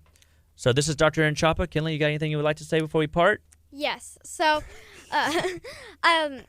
also, because I was thinking of shakes just now, so chocolate gelato, it tastes like sugar, but it's not. Another shake you can make on your website. Yeah, it's already, there's already a video on it, but I might do an updated one, and we just have to find the red thing. 2019 fall version. Yes, right. Yeah. We can make a Gelato. fall version chocolate Pumpkin. gelato. Let's do it. Nice. Yes. And then we can do some Christmas Boom. as well. Yeah. Well, right. Thank you guys. Y'all are amazing as usual. We appreciate y'all's time this morning. Everybody, stay tuned. We're going to have Lisa Piper in studio. It's 10 o'clock right now. Taking a quick break. We're going to be talking about non-GMO food month. The month of October is a time to focus on non-GMO food, and there's a place in Leak City called Natural Living that Lisa owns. Which it's a vegan we cafe love as very well. much. They have a a bunch of awesome stuff that I found. And I'm thinking about like the mango. I want to call it like a taffy, but it's not. It's like a dried out fruit and it's delicious. Again, stay tuned. All right. Can we talk now? Yes. That was awesome. Is that fun? Woo! You did great. You did great. I like that. Hold on. I gotta check my phone. I'm pretty sure I might have a notification for a subscriber. If I don't, I just might have 53. It says. Can I see that book? Yes. Oh yeah, YouTube notification. New subscriber. Whoa. All right. So we have. I'm gonna have to go watch your videos Boom. because I wanna see the exact way to make the Brussels sprouts. Oh, I don't think we have that one up there, but I'll work on it. She'll get that one done this week. Okay, Yeah, cool. I'll do that. I've had some other videos that I'm still working on, so I'll maybe put that one to the next one. Cause like at the so in the description I'm now like doing so I'm gonna start doing like some newest video. Yeah. Hold on, I gotta go to it. I'm trying to search for it right now so that way I can Sparkle and Friends. Here we go. That's it. All right, yeah. Sparkle and Friends. I heard the theme song. So you have 57. Oh, whoa. 105 videos. That's I awesome. won't show them all for some reason, so I think I just need to get more Like subscribers. the latest ones. Yeah, Okay. So this video I did with my friend Callie. Her real name's Alexa, but she just to protect her identity and all. Sure. that. Yeah. Her name's Callie. Yeah. So over here I have the question of the video. So was villain grown up or was yeah? So there's Cool. fun. I'm gonna check it all out. Thank you so much for hanging out. You're awesome. Alrighty, awesome. And I appreciate you, Dr. Choppa. Thank you. You ready to rock and roll, girl? How are you Hey. doing? Good to see you. Yeah, good to see you again. How are Hey. you? Good. That's good. All you've got. Oh wow, yeah, I have gotten tall. It's all the Brussels sprouts. You have gotten tall. You have a great afternoon or great morning. Bye, guys. Have a great Bye. show. Thank you, Dr. Choppa. You can sit in this one, and then I'll make sure. Should I scoot that camera a little bit closer? It's okay. Hey, so how are you? Doing okay. Good. I'm glad that you're here. You know, whenever we had talked, a couple weeks back, I was like, we gotta have it on a day. If Dr. Choppa's coming in, and then it worked out. If October 1st, and this is the beginning of a really interesting month. Can you share what that means? What does October mean for you? Well, October means a lot of things. It's the beginning of fall and autumn and change of seasons, which is great. But I love that it means we get to celebrate non-GMO month. Yes. Can you believe there's a whole month? I Non-GMO. didn't know, and I'm learning that right now. So, Yeah. what does GMO stand for? GMO. So those are genetically modified organisms. This is something that has been mutated or changed from nature in the way that it was originally, here on Earth. Yeah. So, like any food, and I guess you can genetically modify anything, not just food, I suppose, right? Right. Yeah, for sure. The biggest impact is food, and that's why there's such a huge movement to go, whoa, we have a problem here. Yeah. Yeah, and that's why there's a whole movement of GMO. This is actually the 10th anniversary, 10 years of Project Non-GMO Verified, which is the company that really started going, hey, let's bring some awareness to the fact that this is actually a problem. It's an issue. Yeah. Yeah. It's a problem with what we do to the earth, the soil, and our bodies. Right. So we were talking to Dr. Choppa about food labels, and at the end of the day, what he's saying is, you want to go towards foods that do not have labels, and that's the best option. Should food have labels, in your opinion? Right. So should food have labels? Well, food should be from the earth to the mouth, right? That's like pure ingredients, as clean as you can get it. That is ideal. When we are super busy and we can't do it ourselves, we need to rely on something else that, an entity saying, this is what's in this food. Well, we want to know what's in it. So having access to the information is important. There's a lot of food allergies out there. There's a lot of people avoiding certain foods and certain things that they don't want in their foods. Right. So that's important to know Yes. if that's there or not. Yeah. Beyond that, going to certification labels and is this certified GMO free? Is this certified organic? Is this certified kosher? Is it certified? So then you're just really relying on the companies and their practices that put a stamp of approval on there. Yeah, the integrity. That's what Dr. Choppa was sharing. There is apparently mercury. He said, hey, there's pretty much mercury sprinkled on the food. Someone said, what's it labeled as? Well, it's not. There's certain ways that they can, work it in, and then at the end of the day, you're counting on the company that you're buying that from, them being honest and just, sure, that's what it is. So, right. where do you get your food from? Where do you get your food from? Right. That's important, right? It is very important to know source. That's the problem. We've kind of taken the person out of the food process of eating and fueling our bodies. Yeah. We got rid of the farmer and our connection with him and the people who make our food, the people who grow our food. We used to literally be able to have access. Hey, Farmer Joe, what you putting in that? What you growing this day? Hey, yeah, great. I'm growing this and this, and I had to use this fertilizer, and then I had a horrible beetle infestation, and I went over there and put my diatomaceous earth on it.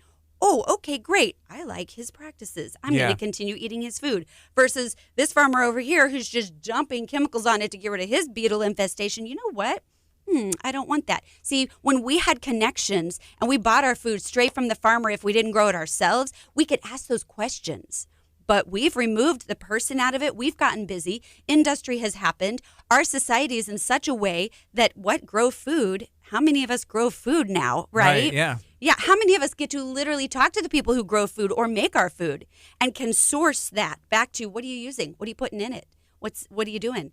That those conversations are gone, which also means the conversations of recipes and how do we, what do you do with this food and that food? So all those awesome things that may grow naturally in our environment, we don't know what to do with squash, so we're not going to eat it. Yeah. So this is kind of what's been removed. So putting that back in, the people back in, reconnecting people with food, what's in it, and the source, and asking those questions, that's the important part of where we are now. Ask the questions. Right. If you don't know where to start, how do you regain or even get on the right path? Just show up. Go to your location or go to farmer's market or what? Here's the thing. Get reconnected with your food means you're going to have to get a little more personal. So shop farmers markets. Ask people who grow their food. Backyard gardeners, what you got excess? Can we trade and barter? Can I buy some what you have? Or go to a co-op because they're doing that for you. That's what we do at Natural Living. We go and talk to the farmers. I literally go out to the farms. Sometimes I'm literally harvesting with the farmer whatever it is that's going in the shares that week. And we have lots of time for conversation, So this is what we do. And then all of our people at the co-op get educated so that we can have those conversations. We can talk about the recipes. We can talk about what's not in it, what is in it, what practices were used. This is that reconnection. That's the best way to get reconnected. When you absolutely can't do that, because there's a lot of people who have no access to that. That's just maybe they live way more rural and it's just not there. Yeah. So that's when people have to rely on those labels.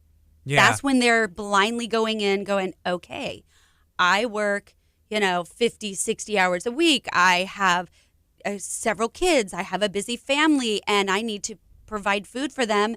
What do I do? Yeah. Yeah, and the thing so I have 2 young children, and the thing that I have struggled with is sometimes introducing them to food that I know that they should be eating, that I'll eat, that they're like, I don't want to eat that, but and that's, I guess, maybe my own doing if I'd have started them on that earlier instead of, my son's 6 and my daughter's 2, and but it's a tricky thing. Hey, we're going to switch it on to the FM right now, and I'll get you reintroduced. Here we go. Yeah. Good morning. This is KHEA Radio 99.5 FM right now. It's 10:09 on a Tuesday morning. We had Dr. Aaron Chapa, and we also had Kinley in, who is his daughter, and she's awesome. And she is learning, and she's out there proclaiming the good news to everybody so they can learn and be on a path and a journey of health, nutrition, and live to be an old age and get everything done that they need to and want to. Right now, we're going to switch it up, but not really too much. I feel like it's going to be on that same line of health and wellness. And we have Lisa Piper in from Natural Living. Can you share what the month of October means for you? I enjoyed the explanation. What does the month of October mean? So the month of October is a great time when the temperatures finally drop and we're heading into fall and autumn and seasons change and it gets cooler. So around here, that means, we get to get outside more and play, which is great.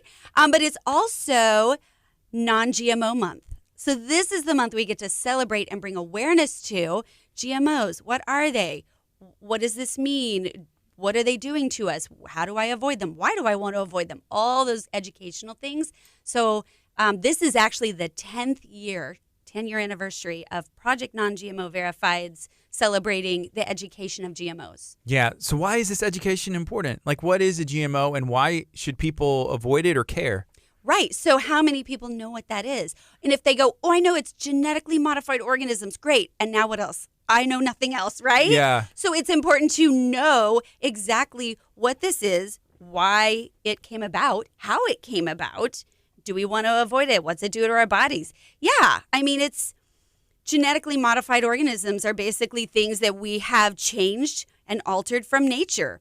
Like in a lab, or how do they do that? So we've been doing it for thousands of years, but not in a lab. Old school was just hybrid. This flower and that flower cross-pollinated, and we made a new pretty flower, right? Yeah. So sometimes that actually can happen in nature, and you have this breed of cat and that breed of cat, and they've mixed together. Now you have a new breed. That can happen sometimes in nature. But somewhere around the 70s, it went to a whole different level. We went into the lab. Companies like Monsanto showed up, went into a lab, and genetically started altering genes and DNA of these plants and animals and going, well, what happens if I do this? So the intention when they started that was, oh, think of all the good we can do with this. We can do A, B, C, D, all these things, the way they can help. So in the case of GMOs with food, their intention that this is what it was sold to us as, the intention was, let's go in and make food better. Let's make crops last longer. Let's make it where it'll feed more people. Let's have more yield and less herbicides and pesticides needed. That was what the original intent was. It went from in the 70s, let's do a little more, to in the 80s and 90s, they stepped it up to a different level of literally cross-pollinating and changing and splicing together some animal genes with plant genes and putting them together going, here you go, eat this. And that's when it started getting attention. People went, oh, wait, that doesn't happen natural in nature. And what is that? You just made something totally new. And is that supposed to even happen? And then you want me to eat it? Is that safe? Right. So how do you know if your food has been genetically modified? If you go to a grocery store or even if you're at a restaurant, is there a way to know that, hey, this is, there's GMO, I guess, going on with this food? How do you know? Right. So you don't know is the genetic answer. Now I'll give you more specifics of how you can navigate that. So there is no specific labeling for GMO at the moment. That's going to change in the up and coming years. There are huge movements to change that so that we do know, hey, this has been genetically altered. But as of right now, what you can do is look at organic food. So organic food, if you know it is organic practices, there's something somewhere someone has said, this is organic, then by nature it has to be GMO free. So that's a safer bet. Yeah. Is all I'm going to say. Safer bet. I can't say it's 100%. Right. Because you don't know them. You don't talk to them. You don't know. You don't know. So is it safe to assume if you go to the grocery store that everything most likely has been genetically modified? Potentially it has been, unless it's labeled organic, official or Right. So here's a fact you don't want to hear. Oh. So 80% of the conventional foods out there have GMOs in them. So I'm buying bananas. I went to the store yesterday and bought bananas. As far as I know, I don't think that we grabbed like the organic bananas, right? Right. So those most likely have been genetically modified in some way. Very likely. 80%. So bananas actually used to have seeds in them. And when was the last time you've been into a banana and had a seed? Maybe never. No, not in our lifetime. No.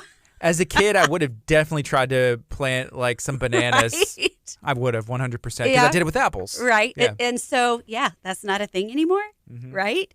That happened long ago, and that was not the let's go in a lab and make some changes. That happened differently in a crossbreeding thing. But On accident.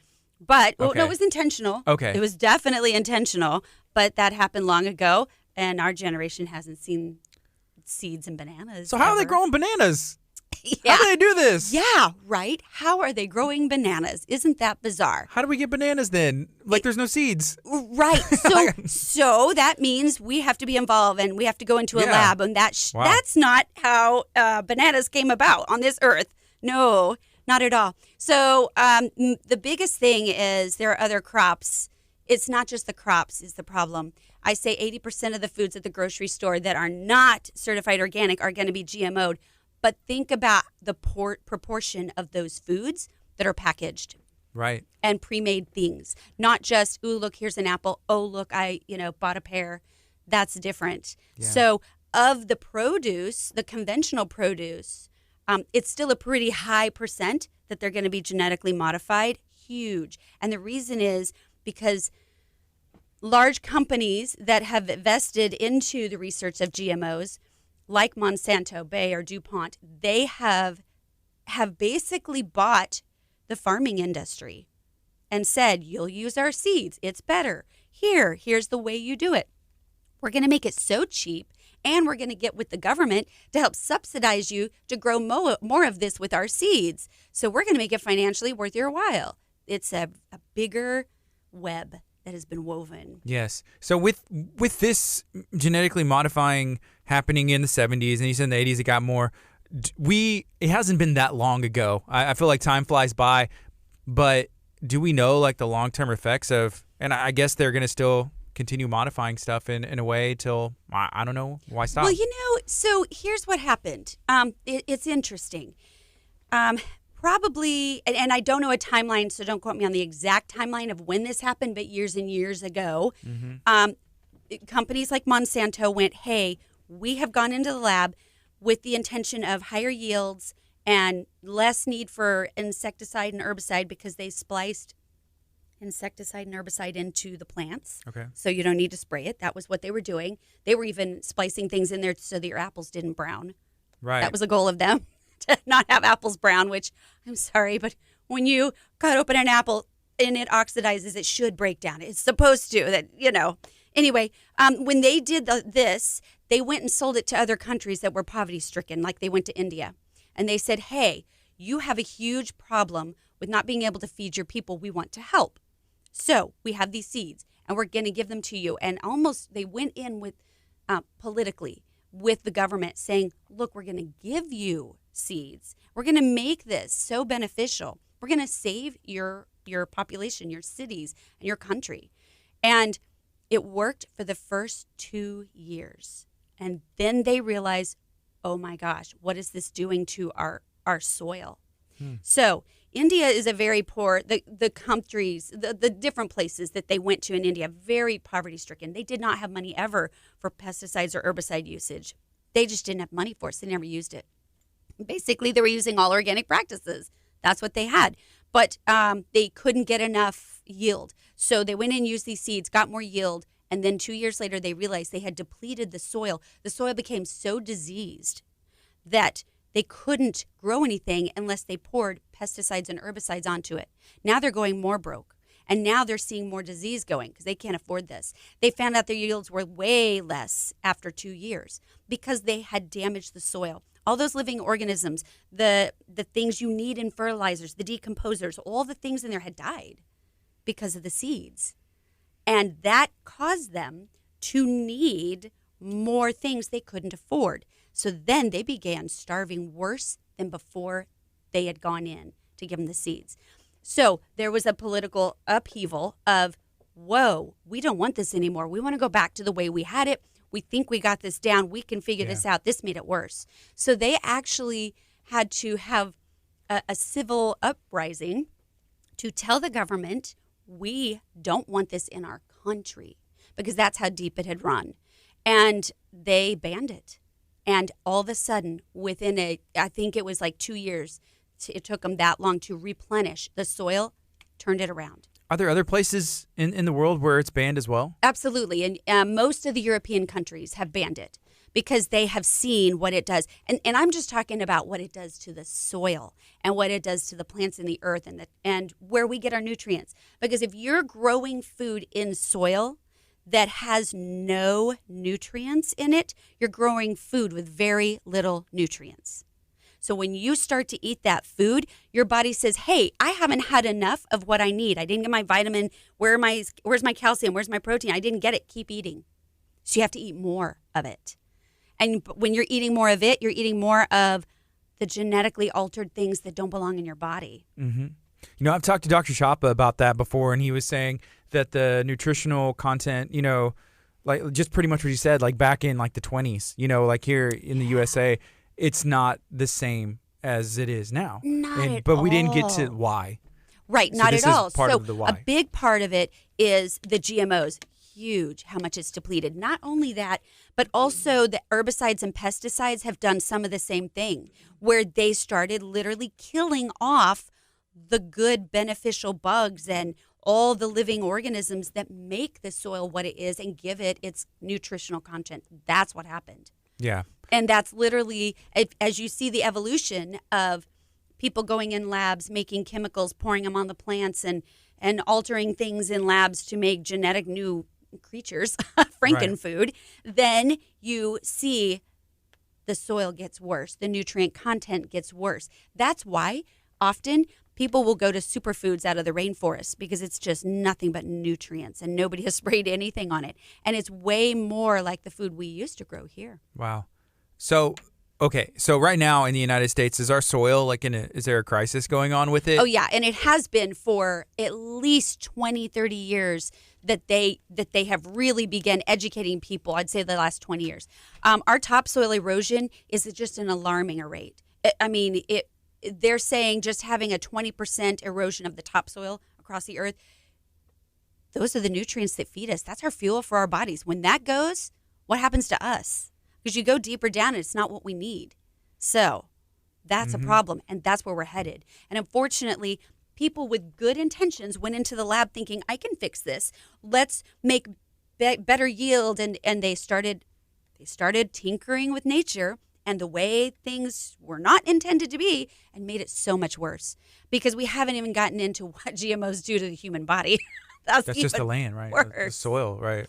That's just what it does to the earth and the soil and our fuel for our bodies that we try to grow. Yeah. So you mentioned, I guess 10 years is the 10-year anniversary of what exactly? Of educating people about GMOs. That's and why why it's so important to go without them and to not have them included. So there's a huge movement right now. So back in 2012, there was a lot of movement to have GMOs labeled and to get some sort of certification saying, if you're going to eat this, there's a warning label that says, warning, this has GMOs in it.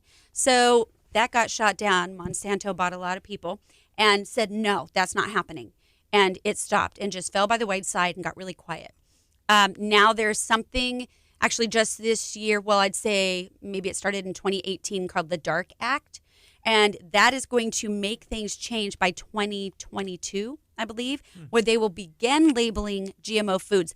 Sort of like in California, where they started the Prop 65 warning on things that contain lead or something that can hurt you. They put it on everything and you see it and go, oh, I'm not supposed to have this?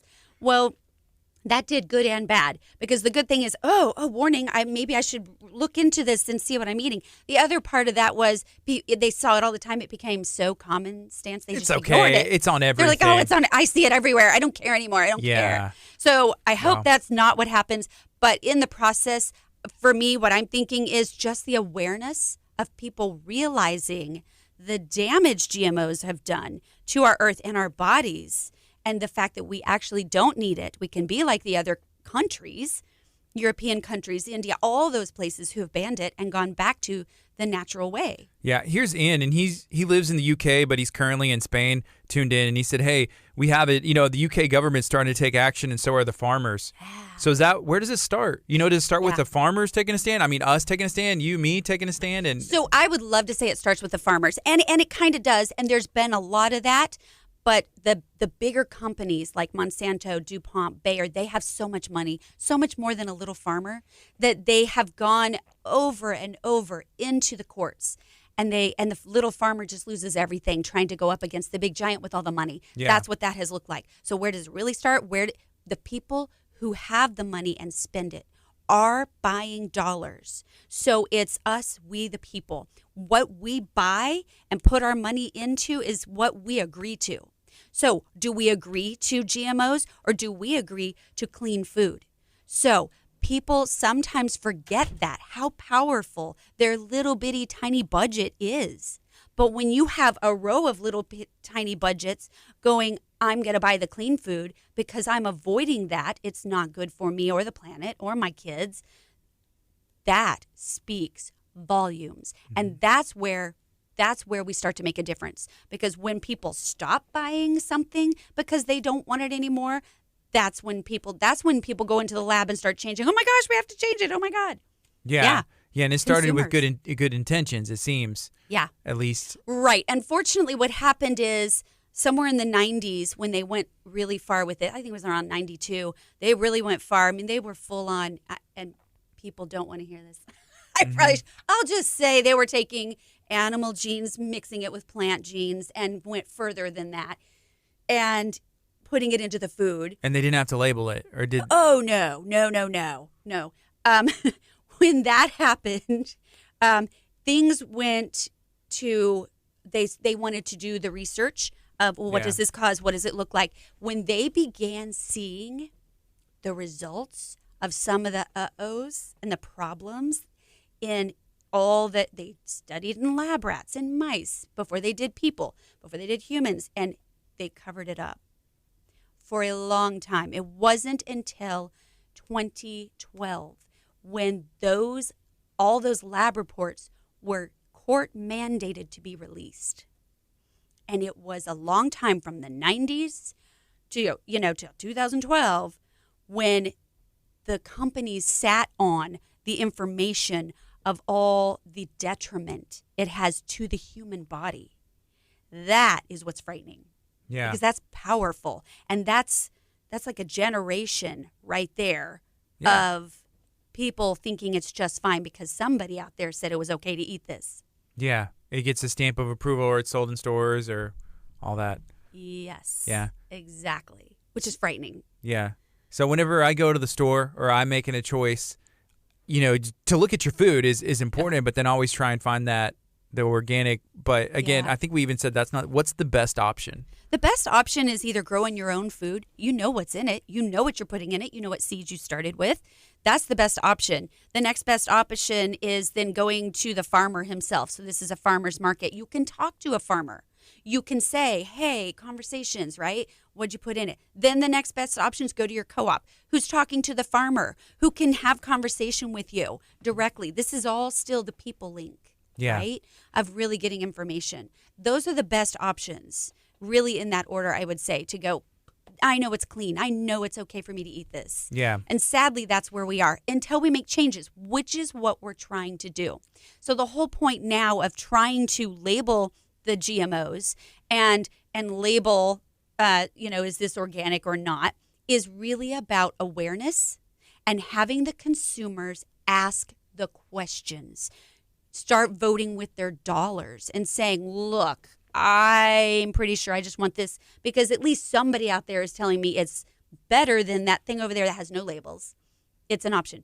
Are labels perfect? Oh, no. And eventually we won't need them ever because what's the point? But you have to start somewhere with awareness. Yeah. So if I'm understanding correctly, you have these big companies that come in and they make the seeds and you almost have to use it if you want to stay in business, right? Yeah. And so that's why whenever I look at the cost of going to a farmer's market, the cost of a co-op or naturally raised beef, just to be straight up honest, sometimes I'm like, even looking at the store, I'm like, man, that's more expensive, right. And you look at that and that's where that cost is coming from because the other people kind of, they make it cheaper.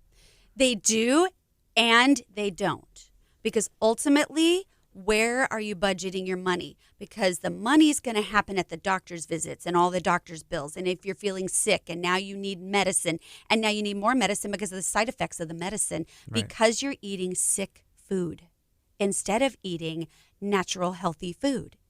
So that's actually where the dollar difference is. So at my household, we're on a very tight budget, very, very tight budget. And people, I have conversations with people. They're like, oh, you don't even have cable or TV in your house. Oh, you have used old junker cars. Oh my gosh, you live in a small place. I'm like, absolutely love my lifestyle. I love my lifestyle because I eat all organic. And yes, that's where I budget my money. So used to be, we would budget our money to where literally, and this was generations ago, literally 40 to 50% of our money was food. Now it's 10%. 10% food? 10% of the budget. Sometimes people go 15 and up to 20% for food. if you really think about that, where else is the money going? Probably a lot of health issues. I would say, even you look 100 years ago, and a lot more money. There's been a lot of technology and medical breakthroughs and stuff. Absolutely. So here's the sad part. If you also look at another thing hand in hand with these figures, you look at the fact that go into any city, and in our own city, in our own area, all the hospitals, the doctors' visits, there are doctors' offices popping up everywhere, but the hospitals are all over capacity. There are new hospitals, private hospitals, big chain hospitals showing up everywhere. And as soon as they open, they're at capacity. And if you ever have to go to the ER, because things happen. I mean, we get in a car wreck and break an arm, whatever. Things happen beyond health. You go into the ER and you will see gurneys in the hallways because they can't even get a room for trauma to go in and be treated because there's so much disease. So as we have spent less money on our food and eaten more of the Franken food, the hospitals and doctors have increased so fast they can't keep up. Wow. Well, it's 10:31. This is KHEARadio.com. We're going to take a quick break. This is 99.5 FM. We're talking to Lisa Piper with Natural Living. We're going to take a break and keep it going on the Facebook page, and then we'll be right back. This is KHEA. All right. That's crazy. So there's a privately owned emergency room called Hospitality in Galveston. They were in the other day, and they were sharing, and it's true. Like if you go to the ER, everywhere's full. Everywhere's full, and so for them, that's like their thing. Like, hey, we don't want to keep you waiting. It's a different option. Yeah, because all the hospitals are full. Exactly. It's a huge thing. I've seen article after article in the past 5 years about, oh my gosh, we can't keep up with capacity. In fact, it's to the point where the more severe people with disease, they go into the ER and there's not a room for them up in the hospital where they need to be. Sometimes in ICU, it's that serious. There's not even a place for them. Yeah, and there's all of the I'm not urgent care, but the clinics and all these spots that are hopping up everywhere. Yeah, and that's why, sadly. Yeah. Yeah. It seems.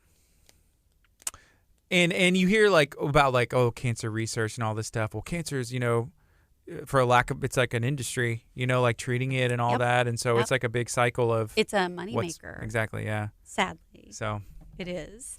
But it goes back, what do you want for your family? What do you want for your health? And you got to make decisions now because they do. Food matters. What you put in. Oh, yeah. It matters. Food matters, and it's your fuel. And if you put icky, gross gas in your car, it's going to sputter and not work right, and it's going to it's the same thing with our bodies.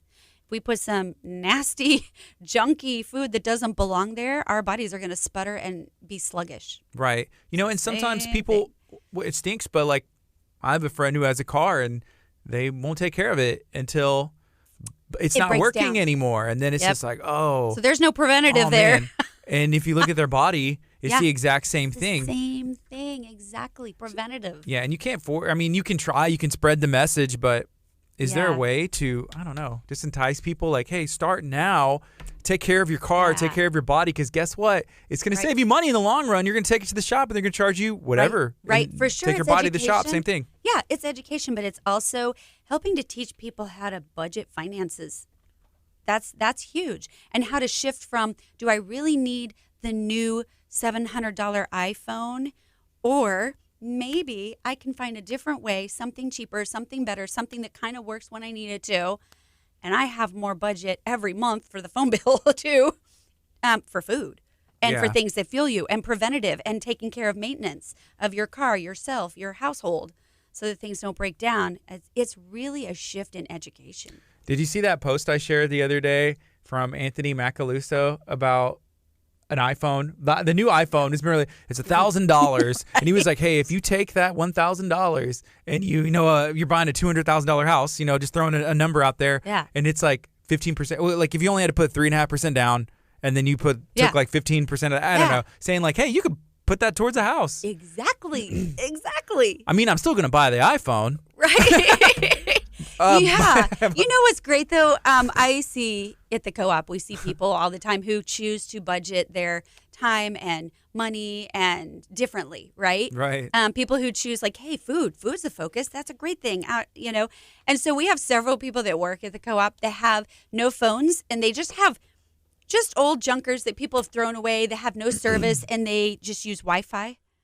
And they're like, oh, I can contact people through this messaging thing and this messaging app, and I have a phone that works for free. And now they have no debt for phone or bills every month for it. That's awesome. And it works just great. Yeah. But they have lots of really good organic, healthy food. You know what I mean? That's what's important. Yeah. If you don't have your health, you really don't have anything, you know? Well, exactly. It's how do you want to go through life feeling stressed because, oh my gosh, I have to pay for this phone and I have to pay for this and I have these bills. And so yeah, I have to work so many extra hours. And now I'm just going to grab food at the fast food drive through and go because I'm so busy paying for things. Or maybe a slightly different lifestyle. Doesn't feel as overwhelmingly stressed, and you feel you have more energy. You feel a little better, emotionally happy, because food is hugely impacts your mental and emotional state. Yeah, Ian again said NHS, and you're gonna have to tell me exactly what that stands for. I'm guessing it's something about the hospital. He said in the UK, it's the same. It's full to the brim, long waiting time, sick people on trolleys in the corridors. I don't even know what that is, but I do kind of. On a gurney in the halls, yes. And then he says he tries to do the same thing. Just budget what you need to pay for and kind of focus on the important things. Right. But that's it. It's a shift. Yeah. It's a shift in, there's a blend. There are a lot of people who think, oh, we have these great evolution of industry. And as it ramped up, so many other things went down, like our health, our stress went up. So we need to get back to the old ways. Well, there's a mix. I think there's a mix where we can kind of combine both. We can have some of the technologies that are helpful. Yeah. Think about literally just trauma, ER. Yeah, we need hospitals. We need doctors. We need, if you have a motorcycle accident and you have a limb cut off, they can actually go and reattach that. There is a need for all this great technology. There's a place for it. But how much of our life and time and money needs to be focused on that? And how much can we get back to doing something more natural and preventative lifestyle where we feel better, more energized, and have a clearer mind and a more stable emotional mindset? Because all those GMOs, all the glyphosates and the herbicides and the pesticides really affect emotions and the mental state, not just the physical body. Mm-hmm. When did you have that aha moment of, this is how I want to live my life? So I think I've always had a propensity toward that. My whole life, my mom has always been, we're going to try and eat healthy and salad with every meal. Of course, her idea of healthy was, look, we got fat-free cottage cheese. Yeah. Not okay. Yeah. Still lots of chemicals. But she tried for the education she had back when I was little. But I would say it all really, really came to a head when I went through my own health problems in my late 20s, early 30s. Late 20s, I began having so many health problems and going, I don't understand.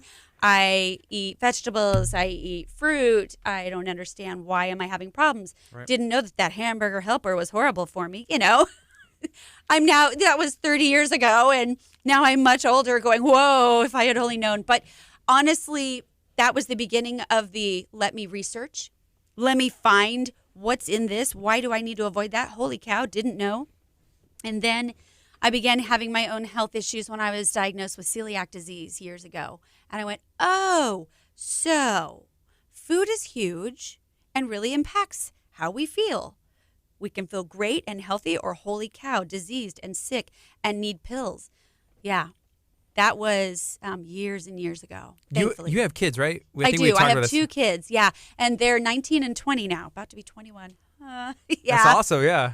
Right. And have they continued, to be conscious of everything when it comes to health? Yes and no. They know it. They hear it. They see it. They still want to be teenagers. I have one, my oldest is like, Mom, I don't want to be the hippie, granola, crunchy, weirdo kid her whole life. That's what she says. I'm like, okay, I get it. I understand. So I allowed room for my kids to make their own choices. And there are times when they go off with their friends and go eat fast food and come back with a stomach ache the next day. Mom, I need help. Oh, give me that stuff you give me. I need herbs.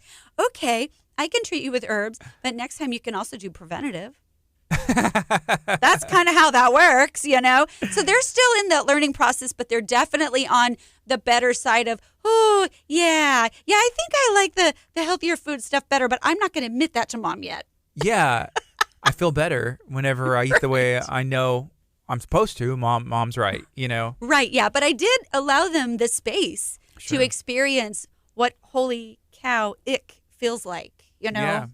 And I think there's a balance too. You know, being, 20 years sure. old and Yeah. exploring and also finding, hey, what works for my body. And Dr. Chop even shared like about every 10 years or so, Yeah. your body kind of goes through a shift. Maybe It something does. that I had whenever I was, I guess 23 years old. I know for a fact I can't do that anymore. I can't live the same way. Oh, for sure. Bodies need different things. Individual bodies need very individual foods. And so, think about a little girl who's 5 years old and the nutrients her body needs while she's growing and what she's going through versus when she goes through change of life and puberty in 16, 17, and her body needs more iron because she started her cycle. And then that same person, when she's maybe in her mid-20s and she's decided she's going to be athletic and she's running marathons and she's burning the carbs and she needs more protein. And then that same person changes in her late 30s and she's at a cubicle and she's very static.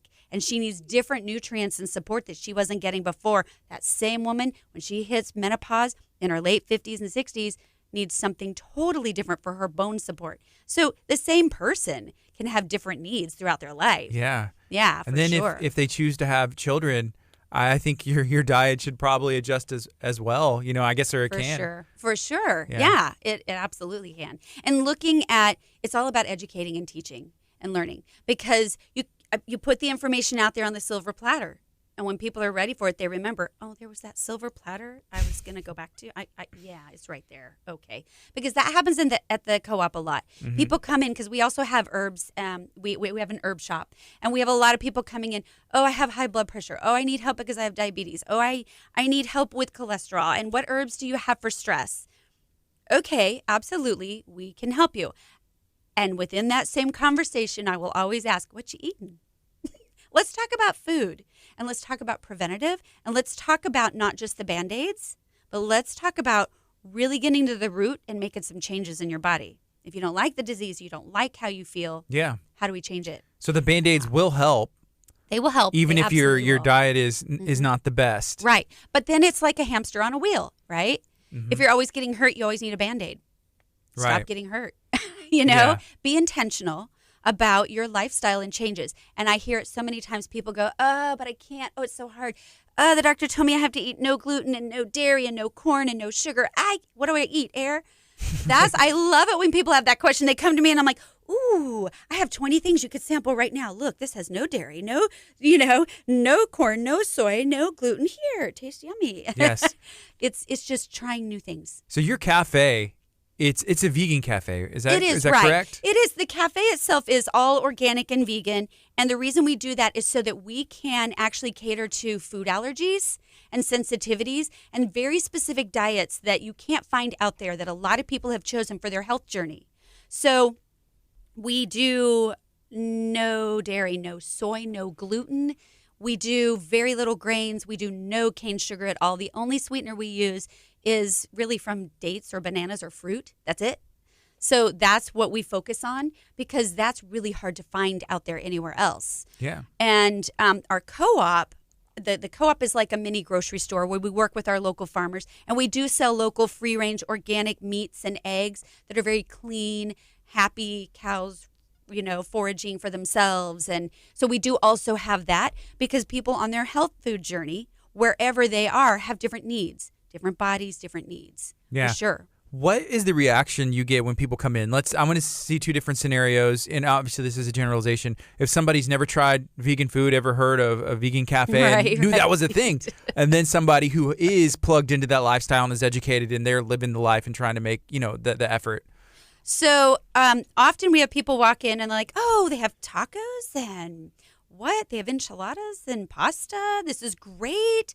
And then when we start explaining, well, so we use nut and seeds for the meat. Oh, there's no meat in that? Okay. All right. Well, okay, what's your taco shell? You got a nice corn crunchy shell? No, we have cabbage. We're putting it in. And they go, what? Oh.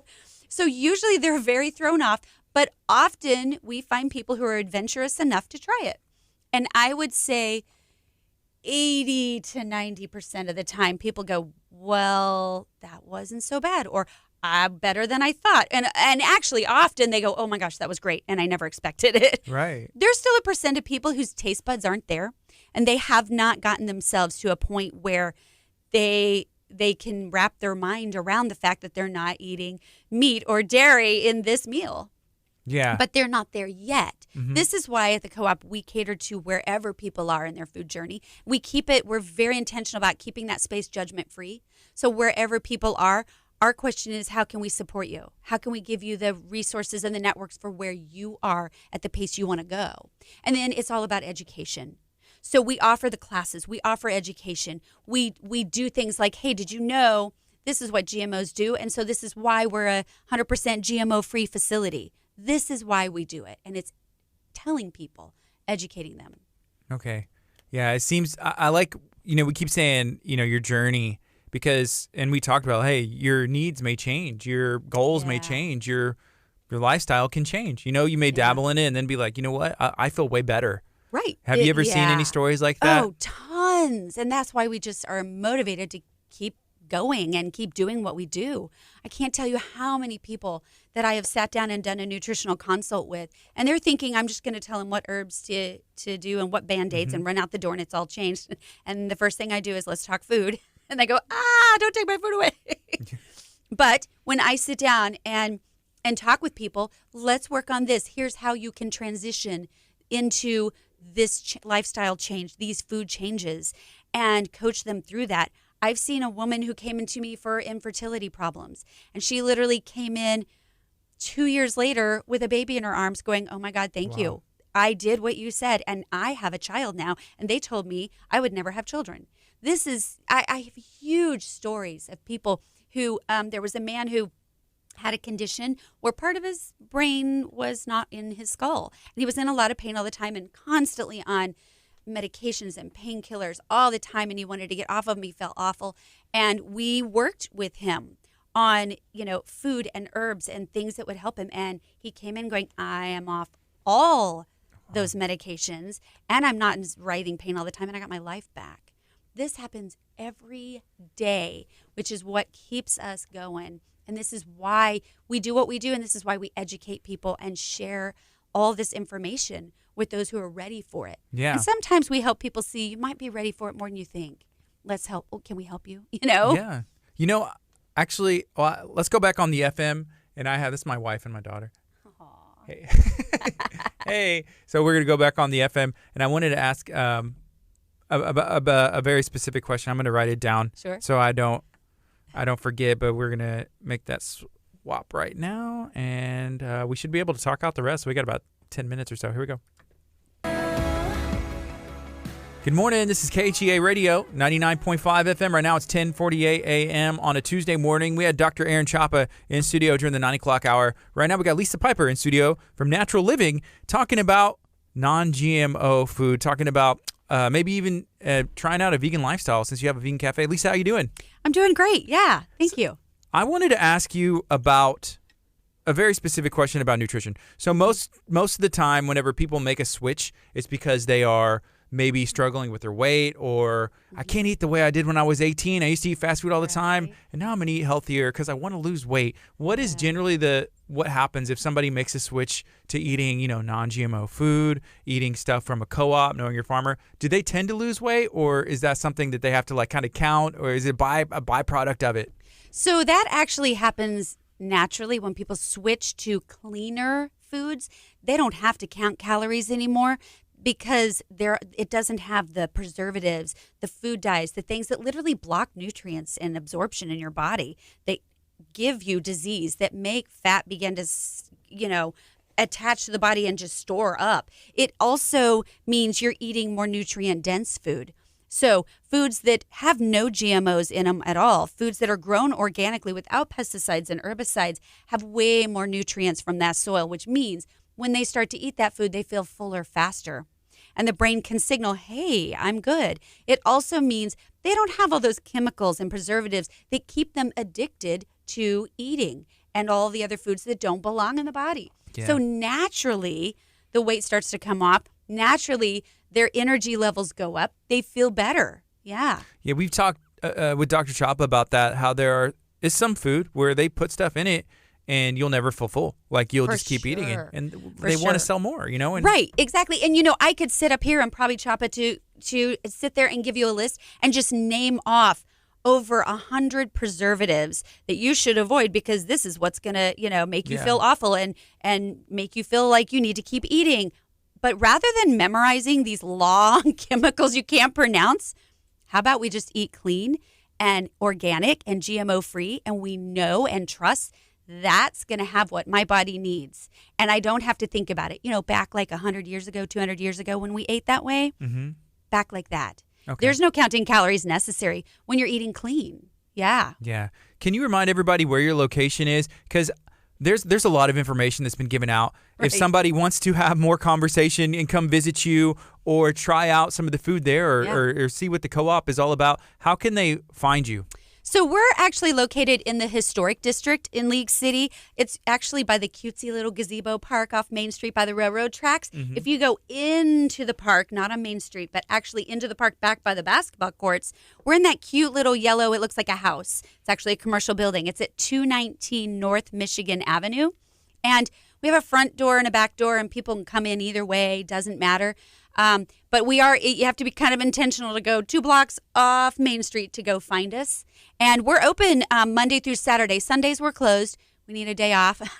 But we're open Monday through Saturdays, 9 to 6. And Fridays are actually our long days. We're open till 7. Awesome. And it's shopnaturalliving.com? Yeah, shopnaturalliving.com is where you can find more information. And, we on the website, we try to put classes and events that we have because we're constantly educating, doing things to help people learn more about their own health, answer lots of questions, and that's where you can find information. Or a lot of people just get put on our email list for those who want more information, and then we send out a lot more information that way and coupons and discounts. So. The times that I've been, the staff has been very helpful because I have questions all the time. Right. And I'm like, hey, I'm not sure what, asking about a specific product or am I right about this or is this and this the same or similar? Yeah. And they have been very helpful. Not only the staff, but every time I've been in there, the other patrons, the people that are in there just eating. There's someone one time was working on music, had a drink and was working on music and a little food. And he was like, just talk, and he's like, hey, what's up, man? Just how nice people are, and it's kind of nice to have that environment. Yeah, so that's what we kind of culminate there is more of a conscious mindfulness where people go in going, you know what, rather than I'm in the busy world of I have this 10 things in my head, I'm off doing my own thing, leave me alone. We're back to reconnecting people, reconnecting neighbors, reconnecting with your food, reconnecting with what we do when we go out into this world every day. It's more mindfulness, and that's why you find people there who will slow down for a minute, engage in conversation. These are the customers, not just the people who work there, right. Because this is what we find gets us further and gives us more of what we want in life, how we feel better about navigating and through life. Yeah. The one thing that was different, and I'm used to it now, I suppose, but buying stuff by the weight. Like, I've only had one other place I was buying beef jerky, and they're like, how much you want? I was like, just give me like a couple pieces. But they were like asking me how much weight I want. I'm like, I don't know. But, buying some of the, like the mango strips and some of that other stuff. And I'm just like filling up a bag. And then they were, I don't know, there was a really cool like discount and some other stuff that you can do. And right. Yeah. So we do it kind of old school, like a general store where you walk in and you see all the glass jars filled, and then we just weigh out the amount that you want and need. This reduced waste, which is what we're all about, sustainability.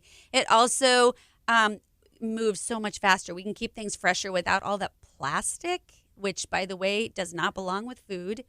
It's horrible because all that plastic and petroleum leaches from that into your food. And that doesn't belong in your body.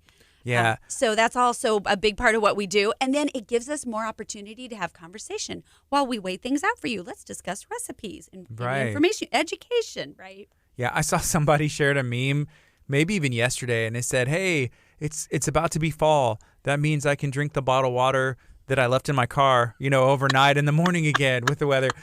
Yeah. Oh, that's so scary. I was sorry. Yes. I'm sorry. It's so frightening. There are I'm better sorry. ways that Yeah. are much healthier and supportive. Bring your own little stainless steel container or a glass. That's what I have. Glass bottles. Refill it. Yes. Awesome. Hey, is there anything else you'd like to share while you're here today? So I just want to invite people to check out the events and classes that we have, because we're about to fill our October-November schedule up again with things and ways you can learn more about these things, other health issues. We are starting back with our film screenings and free community potlucks. So We'll be doing lots of things where people can come get reconnected with other people who are also on their food journey and learning. So the main thing I want people to take away is this is a place where you can walk in and feel like you don't have to have all the answers or eat perfectly. The whole point is come try something new and learn something different. I love it. Well, thank you for coming in today. Yeah, thank you. And don't forget, October, it's non-GMO month. If you are interested in learning more, I suggest you go check out Natural Living, 219 North Michigan? Yes. North Michigan in Leak City, Texas, close to that Leak City Park. And actually, Crystal put it on the screen there for me, so thank you. But you go to shopnaturalliving.com. Thank you, Lisa, for coming in. Yeah, thank you for having me. I appreciate it. I appreciate everybody listening to KHEA Radio this morning. Be blessed. All right, Facebook. Y'all be good. Have a good one. Bye.